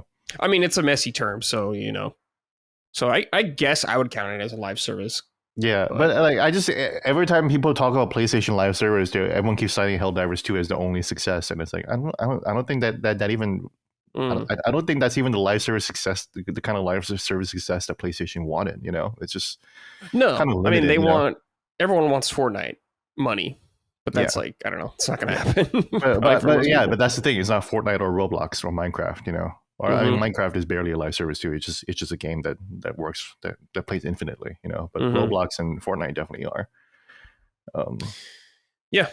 I don't know. Um, Yeah, it's a messy turn though, for sure. Anyways, yeah, Micah, what do you think? Do you think Helldivers 2 is coming to Switch too? I'd be kind of stoked if it did. Honestly, that'd be Mhm. even better for me than it coming to Xbox. I got Yeah. more friends on Switch, so we could link up with the horrible friend code system and go play Helldivers together. That'd be excellent. Yeah, So that'd be I'd cool. like that very much. Yeah, I sure. I wonder if don't there's see a why not. unique Switch 2 way of tapping in the armaments to summon the. Oh yeah, some What- motion what- control bullshit. Yeah, I don't Oh know. God, you gotta pop off and use the mouse on the side. Like that's how it's gonna Exactly. be. Just, Yeah. just wiggle around on your crotch for a second, and then and then it's like calling You the gotta airstrike. use the camera, and Yeah. you gotta Yeah, do like gang. You gotta do Naruto signs to like your Nintendo yeah. Switch, Oh, power yeah. plant camera. Yeah, Yeah. Wow, you did that pretty good. Oh my God, Jesus. dude, Chris is actually. Yeah. Chris can says actually do Chris it. Reagan is like, I'm not a weeb, but I can do this. I'm just like, what? Why did you even bother to learn that? That's insane. Like I tried to. Like that's the Yeah. sad thing is I tried to learn. I had a diagram in my phone of like the step by steps of how to do the different things, and but I couldn't learn it. I Damn. couldn't do it. I didn't have You the could probably power. do it now. I don't see how I've gotten any better in my old age. Oh, we'll see. Don't give up, Micah. Never give up. Oh, I've given up, Bradley, Yeah. so long ago. Yeah, it's okay. About 15 years ago. I mean, we did get Horizon. What was it? Adventures on Switch, which everyone the forgot Lego about. game? Yeah. So I wouldn't be surprised if You know, more it's a PlayStation stuff fucking heads disappointment. there. Like Lego games used to be so good. And it was fine. Like Yeah. I observed Colin playing it, but I was like, oh, I might play this. And then the longer I watched him play it, I was like, I will not play this. It's not the Lego games of yore. It Mhm. isn't. It's over. The golden age is over. It's Jover. It's over. Okay, this is from Zach Wishnuff. Bricks, Bricky, Dicky, Dickies. What DLC would you like to see from Mario Kart World? New items, new characters from other Nintendo IPs, and of course, that accompany said IPs? Thanks, Zach. Gene, what do you want out of Mario Kart World DLC? That's gonna happen. I think just flesh out that open world more. I think people who I think it's I think this is me defending Nintendo, right, and the Mario Kart World team, where it's like I think that they didn't really make the open world thing like the biggest priority. They mostly wanted it to design races around an open world map, right? And I think that was their priority, to make sure that the races themselves, the core of Mario Kart, works well in like this natural flowing state across this massive continent, right? And I think they did that perfectly. I think Knockout Tour, the success of Knockout Tour, the popularity of Knockout Tour is speaking to that, right? But then, like I was listening to Summon Sign with you and Boomstick Gaming. Love Boomstick Gaming. That guy fucking rocks. I think he's like He's the cool, top. dude. I think he's like one of the top 3 like tips creators on YouTube. Like he's such an effective communicator, and he actually has some badass tips, and he's always able to like communicate them well. It's like, oh, if you want to do a beginner tips, here it is. If you want to do more advanced tips, here it is. Love that guy. But then when I was hearing you guys talking, you guys were talking a lot about the open world stuff and like how it was not rewarding, and it's like, I think it's fair to expect that, because the open world was a marketing talking point. It's a huge thing. And then when you go into the game, all you have are these P switches that give you stickers. So it'd be cool. I don't know how. I feel like it will be really hard, but it's like it'd be cool to remix that a little bit, or just offer more challenges in the world, to offer again new items, new character. Maybe not new characters from Nintendo IPs. It seems like that they're pretty set on like keeping that Mario centric, at least for now. Maybe For now. 2-3 years later, they'll start tapping into the well. Dude, like once you get Animal Crossing characters in there, it's over. Like Yeah, I mean, they were already in 8, so yeah, we're gonna come. yeah. So Mario Kart World isn't a live service, and they definitely haven't talked. They're very, very quiet about what they're going to do, what they're going to add to it. But they're going to add more to it. Yeah, of course. So really, I think it's fair to demand a more fleshed out open world experience that encourages you to explore a lot more beyond what are these stickers. Mhm. I think it's cool to have a vibe based open world where you just drive around, kind of basically doing nothing. It's nice to be able to do it. Enjoy it. And I think a lot of kids do enjoy it, but like, to extend the longevity of the game and to bring people back, like I know I play it right away if they added more challenges that can unlock more cool stuff, more cars, more characters, more features. I don't know, but yeah, I totally think it's fair to expect more from the open world. Mm-hmm. Micah, what would you like to see for DLC for Mario Kart World? What I want is Tom Nook's debtor's prison. Mm-hmm. And that'd be the new course, and you got to escape. Yeah, and if, like, it's going to be a knockout tour, so like whoever doesn't escape, you die in the debtor's prison. That really, yeah, give me something Animal Crossing, I guess. You know. Yeah, they had the course and characters from the last one. Mm-hmm. See, I never saw that. Oh, it's cool. That. It had like all 4 seasons in it, and it would change during the race. Yeah, it was sick. That's pretty cool. So do that again then. Do it on the cheap, man. I don't do the same thing again. I never saw it. Yeah. So that's all I'd want. Truly, I want nothing. You know, do you leave it this way forever? It's fine. Yeah. But yeah. You know what? Give me Animal Crossing. I suppose. Yeah. I agree with Eugene. I would like them to tweak the open world a little bit and make it a little more rewarding and incentive to go out there. Yeah. Ideally, what I'd also like is new islands or whatever. So, like, let's say you could just take a warp pipe somewhere on the world map. It'll take you to the Animal Crossing island or whatever, and it's all themed on Animal Crossing. Oh, dude, or big Zelda bridge, or big ass bridge to somewhere big ass bridge connecting them. Yeah, something like that. Just turn that bridge into a racetrack in and of itself or something. Yeah. Oh my god, that's like definitely pie in the sky stuff. But One World's Hyrule or something like that, because Link was in the last one. Holy shit, dude! Yeah, Breath of the Wild Hyrule. Like if they just took the map from Breath of the Wild Hyrule and then just remix that into racetracks. Oh man, I really want Captain Falcon though as a character to play as. Because they had the F-Zero track and his racer in 8, which was sick. That's true. It'd be cool to dive into that a little more. Yeah. But yeah, I think the Nintendo character stuff will come later down the line.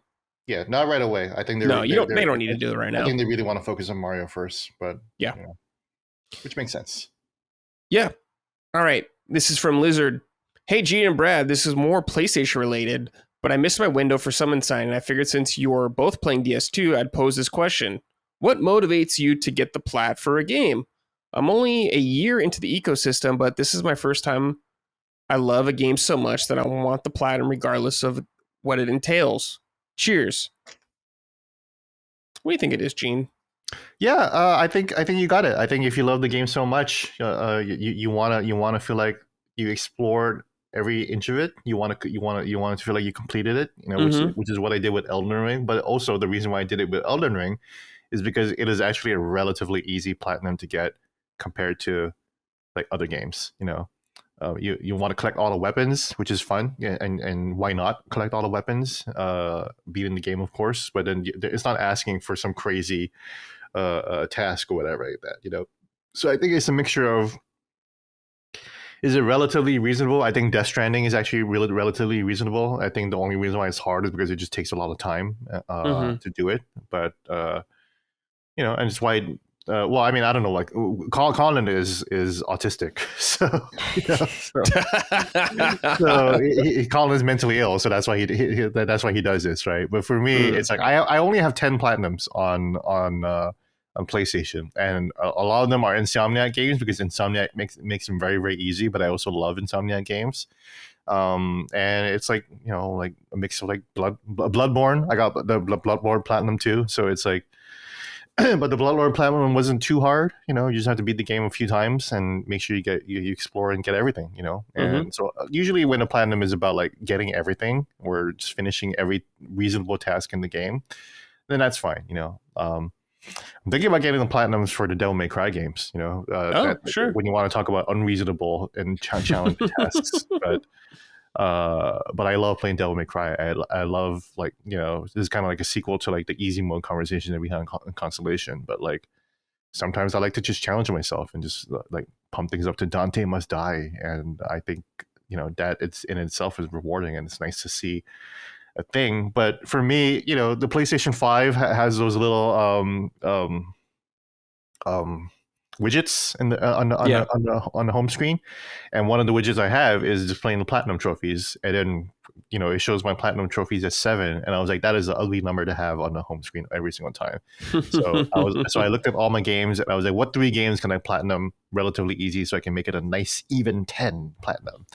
And then so I chose Bloodborne, which I was like only 2 trophies away from getting platinum, and Elden Ring because I loved it, and I forget what other game, but yeah, and I rounded out to 10. So like for me, I'm pretty happy with keeping it at 10. Like if I got one more platinum, then it'd be at 11, and that's another ugly number. Like I feel like I would probably need to platinum 5 more games to have a nice like flat, 5, 5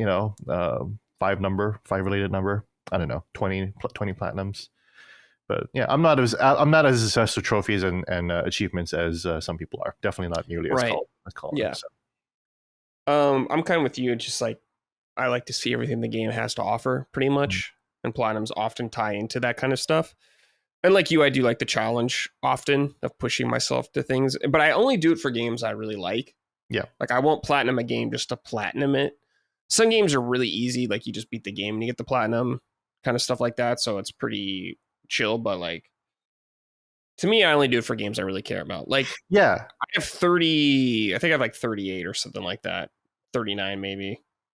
39 platinum. Wow. Yeah. And that's low. I have 38. I have low compared to a lot of people. Yeah. See, and like when I look at my platinum trophy list, I don't want to see games that I don't like. I don't want to see. And I did that for Xbox because I was actually really into the achievement thing, right? But then back then I did buy the games that were easy to get for the 1,000 gamer score for, like King Kong. I never did anything like that. I did that, and it's like that felt bad. I hate seeing fucking King Kong and The Walking Dead like up there. So it's like I feel better to see like a Bloodborne and Elden Ring trophy. I'm like, hell yeah, that's what I'm talking about. Like it's because I always get like Resident Evil ones. I love getting. Ooh, yeah. Those. I should get those. I should get the Resident Evil. Those are fun platinums to do. Those are great platinums to get. Yeah, but it's like everything I have. Close with Village, so yeah, maybe I'll do that. Yeah, Village and 4 remake and 2 and 3. Yeah, everything I have is just pretty much games I like a lot, like all the From Software games and like RPGs and stuff like that. But yeah, I'm not booting up Hannah Montana like they were back in the day for easy plats. Yeah. Micah used to be an achievement hunter. Yeah. What happened? You're out now. You're out of the game. No, I am. I mean, it just was one of those things of I just don't have it anymore. I used to rent games from GameFly specifically just to get the achievements on them. Like, yeah, all the easy games. I wasn't playing Nickelodeon Dance because I was like, I must play this. It was like, yeah, the achievements are easy, so let's get it. I don't know. Something happened, and I just kind of like, I'm just not into this anymore. Yeah, I mean, a lot of it is, Mike, it's just like, I could spend my time doing this for this game, or I can just move on to another game. Mm-hmm. Yeah, I am someone who I like to finish a game, but I don't want to get all the collectibles. I don't want to play every single side mission unless I'm having an absolute like crackerjack time. Okay, like Kingdom Come Deliverance 2 was a great example of. I did most of the side missions. I got the achievement that said I did most of the side missions. However, there were some that I'm like, I don't really want to do like more archery tournament. I don't really want to do more theft. you know, I didn't have enough love for it to do every single thing. I want to play the game. The moment I start to feel like I'm getting burnt out, I want to pump the brakes and say like, all right, let's finish this game up on a high note here. And I feel like achievement hunting kind of ruined that. Those fucking Riddler trophies might have been what started to break me. Definitely the collectibles. Oh my god, the collectibles in Assassin's Creed 1, which I got the full 1,000 on. The flags or whatever and stuff. Yeah. I had printed out maps. I went nuts with that type of stuff, and no more. Yeah. Just not doing it anymore. Because even when I replayed The Order 1886, what was that, last year, I was like, maybe I'll get the platinum. And I just was like, nah. Yeah, it's fine. I just didn't want to do it. Like, I love that game. I fucking love that game. I just didn't want to do it. I also thought about Order 1886 because it's such a short game, right? It's so short, and that's how small my motivation for a platinum trophy is. Yeah, like, me that too, game me is too. comically short, and I was like, I still don't want to do this. Yeah, though. I kind of don't want to do it. I did it for Astrobot and Astro's Playroom. I'm looking at them right now, so definitely cared about Astro, and Astro makes it fun. I like finishing those levels. I even finished the updates, all the recent updates where I'm like, I need to make sure I have 100% on my Astrobot save. Yeah. Yeah, it's a difference too of like needing a guide versus if it's just to do like a lot of side missions and shit, and you don't necessarily need a guide, I'd be more apt to do that. But when it's collectibles and you gotta follow a walkthrough and it's go down this hall, turn left, and you're fuck, I hate it. I'm so out of it by now. Like, cause Colin and I are talking about because when Gears Remake comes out, and I'm gonna force him to play that with me, and he's like, yeah, I'll have to do a second playthrough because I'm going to want all the collectibles, but I don't want to do that to you. And it's like, thank you. Because I don't want to do that again either. Did that once before. Well, Gears of War is pretty short, so he can go through it quick. Well, exactly. That's the perfect game to do a second playthrough anyways, and get all your collectibles. But God, I don't want to do it on the first playthrough. I don't blame you. All right, this is from Angel of Cake. Hi, Gooners and Brad.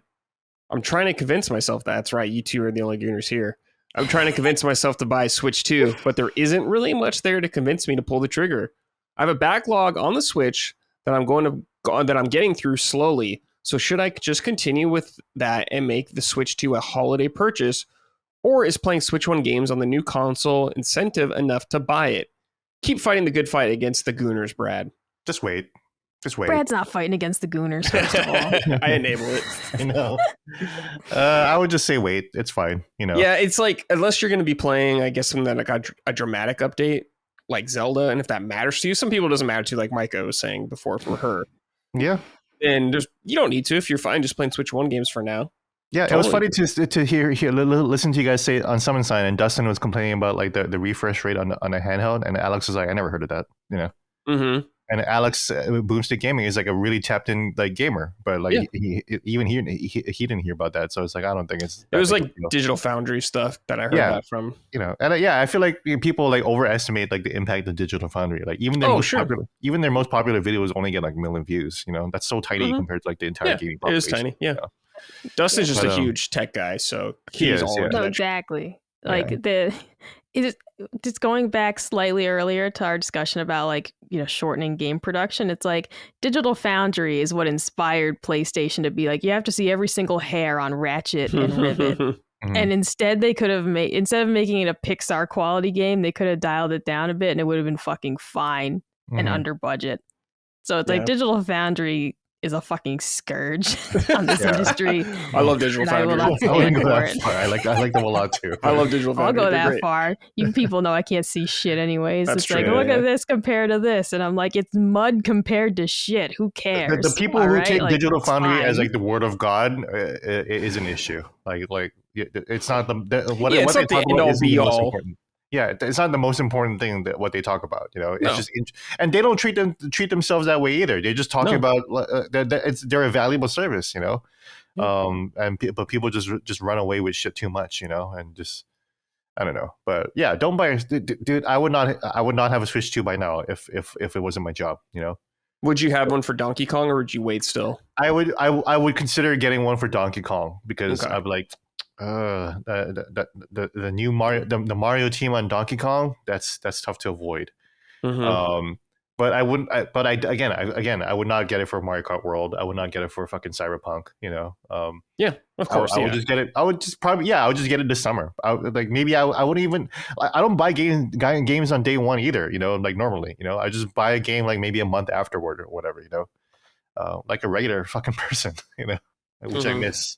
So yeah, unless you really want to be up to date on all this stuff, don't bother with a Switch 2 right now. Especially if you've waited this long. Unless you want Donkey Kong, which is maybe tempting, Yeah, or like I was saying, unless you're gonna play Zelda games on there because they are vastly improved. But they are. It is interesting to see how many people see the praise for Death Stranding 2, and they're like, "Oh man, I need a PS5." And it's like there are so many people still out there who didn't get a PS5 yet. Yeah, a lot of people. And we're like close to 5 years.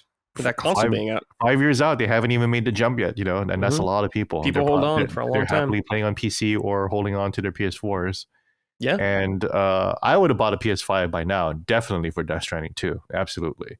But I've always said there was a day one game on PS5. It was Demon's Souls. Yeah, I would happily Definitely. pay $560 for Same. Demon Souls remake, and I would not regret a single thing. I had a Same. great time.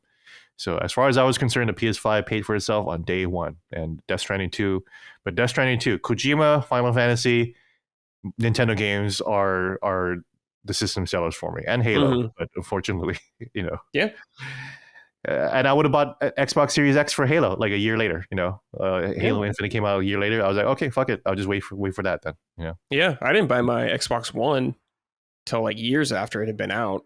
I did not buy one until 5 years later. Yeah, The 5 years first game later, I bought bought one. was a launch game that had been out for years already, which was Sunset Overdrive. Hell So yeah, good. Sunset Overdrive Peak. I think once they ditched the Kinect in it, it was cheaper now or then. So then I was like, all right, I'll buy one now because they got rid of Kinect for it. The Xbox One S is a beautiful, beautiful console. I love that thing. It looks so good. All right. Let's see here. This is from RK128. Hello, Preservation Fisters. After seeing the recent Microsoft layoffs, any comments on Nintendo's approach to maintaining staff decades later? And how come Nintendo seemingly mastered budgeting their games? Have a let's get one gaming platform I own is stable kind of day. There you go. Oh, no, at least one gaming platform is stable kind of day. That's what I'm talking about. Yeah. Yeah, you touched on this earlier.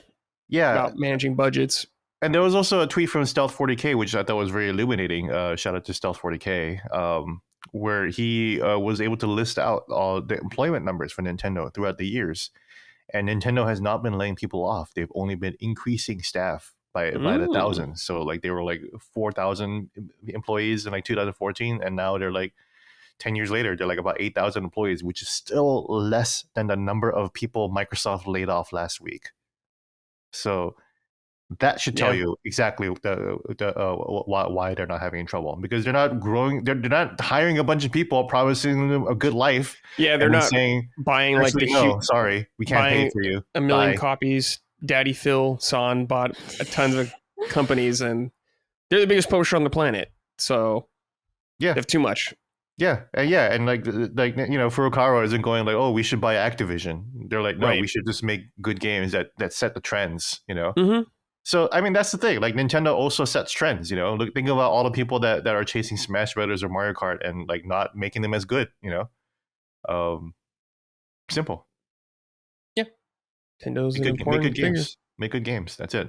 That's why Phil Spencer is like, like we can't just rely on good games to like sell the platform. And it's like, yes, you can. Yeah, you can. That's how any platform got big. Yeah, is because of the games. What the hell are you talking about, man? What the fuck, dude? That's where the money comes from. Yeah, that was an insane comment. I remember that. I don't get it. Like, just make better games, man. Stop looking at Redfall and asking these consultants if Redfall is good, and they say yes, and you're like, okay, well, yeah, looks like we'll get some good review scores. Maybe fucking fix your consultant agencies. Yeah, something. Where's Fable? Where is it? I'm so worried about Fable, because like here's the thing, like we've only seen a little bit more of Fable than we did of Perfect Dark. We still don't actually know what Fable looks like as a video game. Like playing it, we don't know. We've only seen like 5-second loops of like what combat looks like, so you can put out as a GIF and be like, oh my god, Fable hype or whatever on Twitter. But it's like we don't know what that game looks like. That's why I appreciate the Starfield Direct, which people said was lying, but it's like it wasn't lying. It was showing the loading screens. It was showing the exact process of how to play this game, and I appreciated that. Man, Starfield, I forgot about that. Yeah, everyone did. Too. Yeah, I mean, even I did, and I love the game. So yeah, Starfield. Like it sucks for Starfield because it's like I really wanted to enjoy Shattered Space. I was like, hell yeah, let's get it. I was like Maddie plays, right, and then as soon as it started, I was like, this is garbage. I can't deal with this. Seems right like now. Everyone hated that. It was not good. It was so buggy too. All right. Final writing here is from Daniel Ross. Hello, Freedom Fisters. Wow, what a normal ass name, Daniel Ross. Thank you. It's so funny. Like in video games, I always just use my normal name in like games I play. Like Final Fantasy 14, I'm just Brad Ellis, and everyone has these fucking role playing nerd names, dude. Look, dude, yeah, because I'm playing Raidou, obviously, and I named my guy Dice K Kuze. Because whenever I'm playing, if I'm playing an Atlas game, like, what's your name? And it's like, oh, I'm coming up with a fucking banger Japanese name. All right. Like, don't mind me. I'm going on Japanese boy name list. Well, that one I just had. I was like, oh, I'm making this. But like when I played Persona 5 and I landed on Joji Katsuki, it's because I went on like a Japanese boy name list and I was like, oh, I like that. That's nice, you know. Wow. Choji Katsuki. And then I'm looking up Japanese surnames. Sometimes I go with Hiro because it's Hiro, you know. Mm-hmm. But usually I just go by Gene Park too. So. For girls, I'm always Haruka. Always. Like, Haruka? Always. Yeah. Haruka! Oh man, I had a big like in my crush romance novels that I had play, a big I'm crush always on Haruka. Haruka way back in the day too. Man, Japanese girls. I'm like a Weezer song. God damn those half Japanese girls, you know. All right. Daniel Ross said, "Hello, Freedom Fisters. If you go back in time and make a major change to Nintendo history, what would it be? And how would our present future be affected? Maybe Gene snaps the only Wii U gamepad prototype across his knee right in front of Miyamoto, saving Nintendo from their biggest mistake in the process. But the Switch, as we know it, ceased to exist. Keep on fisting the man." That's a good point. Because even I was going to say, like, maybe changing the Wii U name, right? But like maybe the disaster of the Wii U was necessary. It was a necessary sacrifice, you know, because otherwise, like it maybe like that fire needed to be lit under Nintendo's under their ass, yeah, because like they moved on from that quick style, you know, super quick, and a lot of that was because of the compounding factors of this concept that was not good, hard to communicate, and also this bad name, you know. So this is a tough one to say. Maybe just, I don't know, like maybe controversial take. Just oh, here you go. Don't screw over Sony. Oh yeah, do the partner console with them. Yeah, I'd be like, Yamauchi-san, no, don't go with Panasonic. Oh my god, no, not Panasonic, not the CDI. Yeah, totally Walter White in the van, like no, don't do that. You have no idea what you're about to start. This is bad. This is a bad idea. So I think that's probably the biggest one right there. It's like you're about to fundamentally change the console business forever in odds that are against you. You know, you're gonna lose Final Fantasy VII. For fuck's sake. You dumb bitch. Don't do it.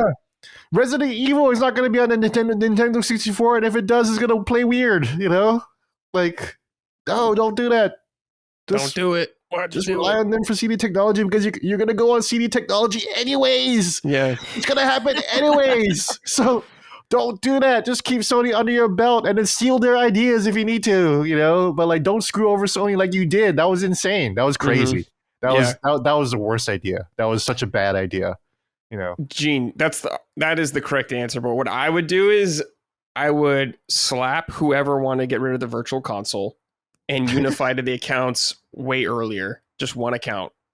Oh, you mean Virtual Shop? Yeah. Yeah. So just like anything you bought from the Wii era, Virtual console. You would still have on your account, like on your Switch. For some reason, my brain said you said Virtual Boy. I was like, what are you talking about? No, I mean I would slap whoever wanted the Virtual Boy as well. Yeah. Gunpei Yokoi, the legendary game designer, but that was slap me, he'd fucking die because he's so old or some shit. Yeah, exactly. Yes, Virtual Console is another good like, dude, like why'd you? No, you fucking idiot. You had a good thing going with that day. Yeah, that up. That could have been the best. Yeah, you talk about Spencer losing the digital library race, and it's like that was the best digital library period. Yeah, and you just fucked it all up, you know. And now PlayStation arguably has the best like digital library that goes back at least to PS4, you know. But that's still an awesome.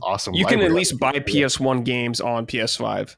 Yes, you can still play Parappa Rapper and Hot Shots Golf on the PS5, which is great. Yeah. Like I've been praising the PS Plus program actually, like the PS Classics program, pretty goddamn good for what it is actually, you know.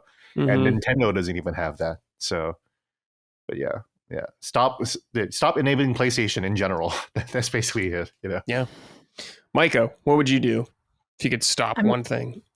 Dead ass serious. I would go back in time. I would save Iwata-san's life somehow. We would go back. We would warn him like years in advance, like you are going to fall ill. Because I mean this 100% serious. I teared up a little bit. When I was playing Fire Emblem: The Sacred Stones, and his name popped up as the executive producer in the credits, and I was like, oh my god, just his tenure and all the Yeah. things he influenced. And just like, because I think it's Fire Emblem Fates that came out right around the time that he passed away. And it was the last one, that he was listed, I think it's a producer for.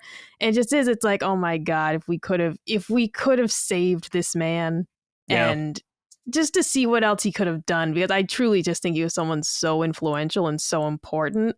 And I mean, well, obviously I would have saved his life regardless, simply because it's the right thing to do. But also just thinking like, man, look at all the games that he touched, and what else? What else could we have seen under his, leadership and everything? Yeah. So that would be a huge one, in my opinion, if possible. Go back in time and warn him. That'd be a good fantasy. Yeah, I mean that's the amazing thing is that even when that recent Nvidia presentation about the Switch 2, like they were like evoking and honoring Iwata-san, with the Switch 2, and it's like, man, that guy's legacy still continues to this day. It's beautiful to see, but it's like, what a tremendous loss. Like Reggie continues to mourn him every single time. He talks about him all the time in the book. No, dude, it really, every time I play something on NSO and like his name happens to pop up in the credits, and it is just like, it's just sad. It's just sad to see. And I remember it was around the time he passed away, someone made a little cartoon of like Kirby trying to hand him like one of his little life tomatoes. And I was like, stop. Like, it really was just so sad. And just a huge loss for Nintendo and for gaming. Obviously, I think Nintendo's doing swell. Okay, I think they're doing just fine. But that would be something legitimately of like, oh man, just to see what else he would have worked on, what else he would have influenced, to see this era of gaming through. He's a game creator, he was passionate about making games, it's what we hoped Herman Hulse would be, basically for PlayStation. Yeah, Iwata-san would have never said we don't need great games, He would have never said games don't sell consoles. Yeah, he would say the exact opposite. It's like, it's the great games that sell, and that's what Miyamoto said. It's like, all of our strategies are to elevate the Nintendo consoles and the games that we make, Yeah. Whether it's theme parks or whatever like that, the games remain the heart of the strategy, Yeah.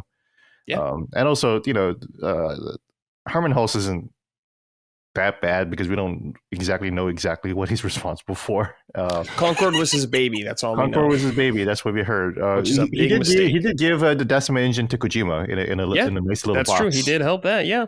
Yeah. So gotta take the good with the bad. Exactly. Sometimes there's some good decisions that we hear about. So, and that was one of them. So thank you, Herman Hulse. Who doesn't listen to the Nintendo podcast. What if he did? That'd be crazy. Yeah. Oh my God, that'd be nuts. I love seeing him pop up in Death Stranding as one of the little people you deliver stuff to. Yeah. Because it's like, that's just straight up fucking Herman Hulse. That's just him. And every time Colin delivers something, I'm like, hey, Herman. Like, yeah. Have you played Horizon yet? Yeah. It's just like, I know that's the annoying thing about Death Stranding 1 is that you see all these fucking Horizon tall necks and like Aloy like holograms part of the all deal. over the place. Yeah. I'm like, God damn it, man! This is so like destroying the illusion of like me living in this post-apocalyptic sad world of ghosts and dead loved ones, and there's just Aloy going, "Hey, what's up? That I got an MMO and VR games coming." All right, guys, that's it. We are done for this week. Micah, Gene, thank you both for joining me as always. Thank you. Any final thoughts before we go, or should we just get out of here? No, you know what? For once, Bradley, I have nothing to say. I have nothing to say. Okay. Save it for next week then. Yeah, hopefully I'll get some more damage on MEO to Smiley Man, because I want to commit myself to that. So Micah and I can finally have the world's only MEO Smiling Man spoiler cast. Ooh, that'd be funny. Yeah. And Brad wouldn't care because he's not gonna play it. So Brad, just play it. I'll give you another $100 gift card to Cheesecake Factory. Damn. Okay. Yeah. I'd be like, I don't like a parent bribing you to do your homework. Yeah, play MEO. Yeah. The problem is that the game requires a lot of reading because it only has Japanese voices, and it is a visual novel, and so it's like, oh man, I need to really get into reading mode. But Death Stranding also requires a lot of reading for its emails and everything. So it's like, I think I need to break just ignore all that reading on the screen. Or environmental storytelling, it's like the audio logs in BioShock. Just ignore them. You don't need to listen to them. You don't need to pay attention to any of that. Just play the game. Just run right through it. Enio though, it's all reading though. I can't ignore reading in Enio. No, that one you can't ignore. I did love the recent Arxis works showcase. Did you guys watch that one? Yeah, No. I did. It was boring. But they have a song, or they have a game called Dear Something, and they're like, oh, this is a visual novel with no words. It's textless, and this is for women. And I'm like, are they just marketing this for women who can't read? That's Yes. It's a awesome. picture book. Yeah. He's It's like, no, this is for all the dumb bitches out there. You know? All them dopey broads that can't read. Yeah, these dopey bras. Here's a game for you. You know, Yeah.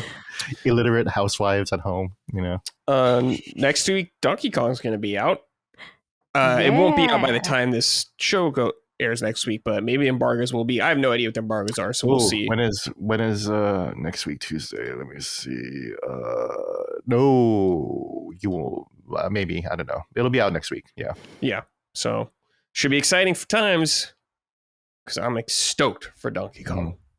Yeah, All me right. too. I'm gonna get it on the right day for once. Yeah, hell yeah. Mm. Oh yeah, it's your birthday, so it'll be extra Yes. special. Wow. It's my birthday. Amazon Prime's gonna bring it. So Hell yeah. All right, everybody, we're out of here. Thanks for listening, watching. We'll see you next week. Take care and goodbye. Punching Up, a Nintendo podcast, is a product of Last Stand Media and Collins Last Stand LLC and is proudly recorded in the USA. The show is written and hosted by me, Bradley Ellis. My co-hosts are Gene Park and Micah Moriarty. The show is edited and produced by Dustin Furman. All of Last Stand's theme music is by Ramon Narvaez. Punching Up, along with the rest of Last Stand's media shows, are fan-funded on Patreon at patreon.com/laststandmedia. The following names are at the producer level on Patreon, our highest tier, and we're grateful for your kind contributions and generosity to our independent endeavor. Thank you.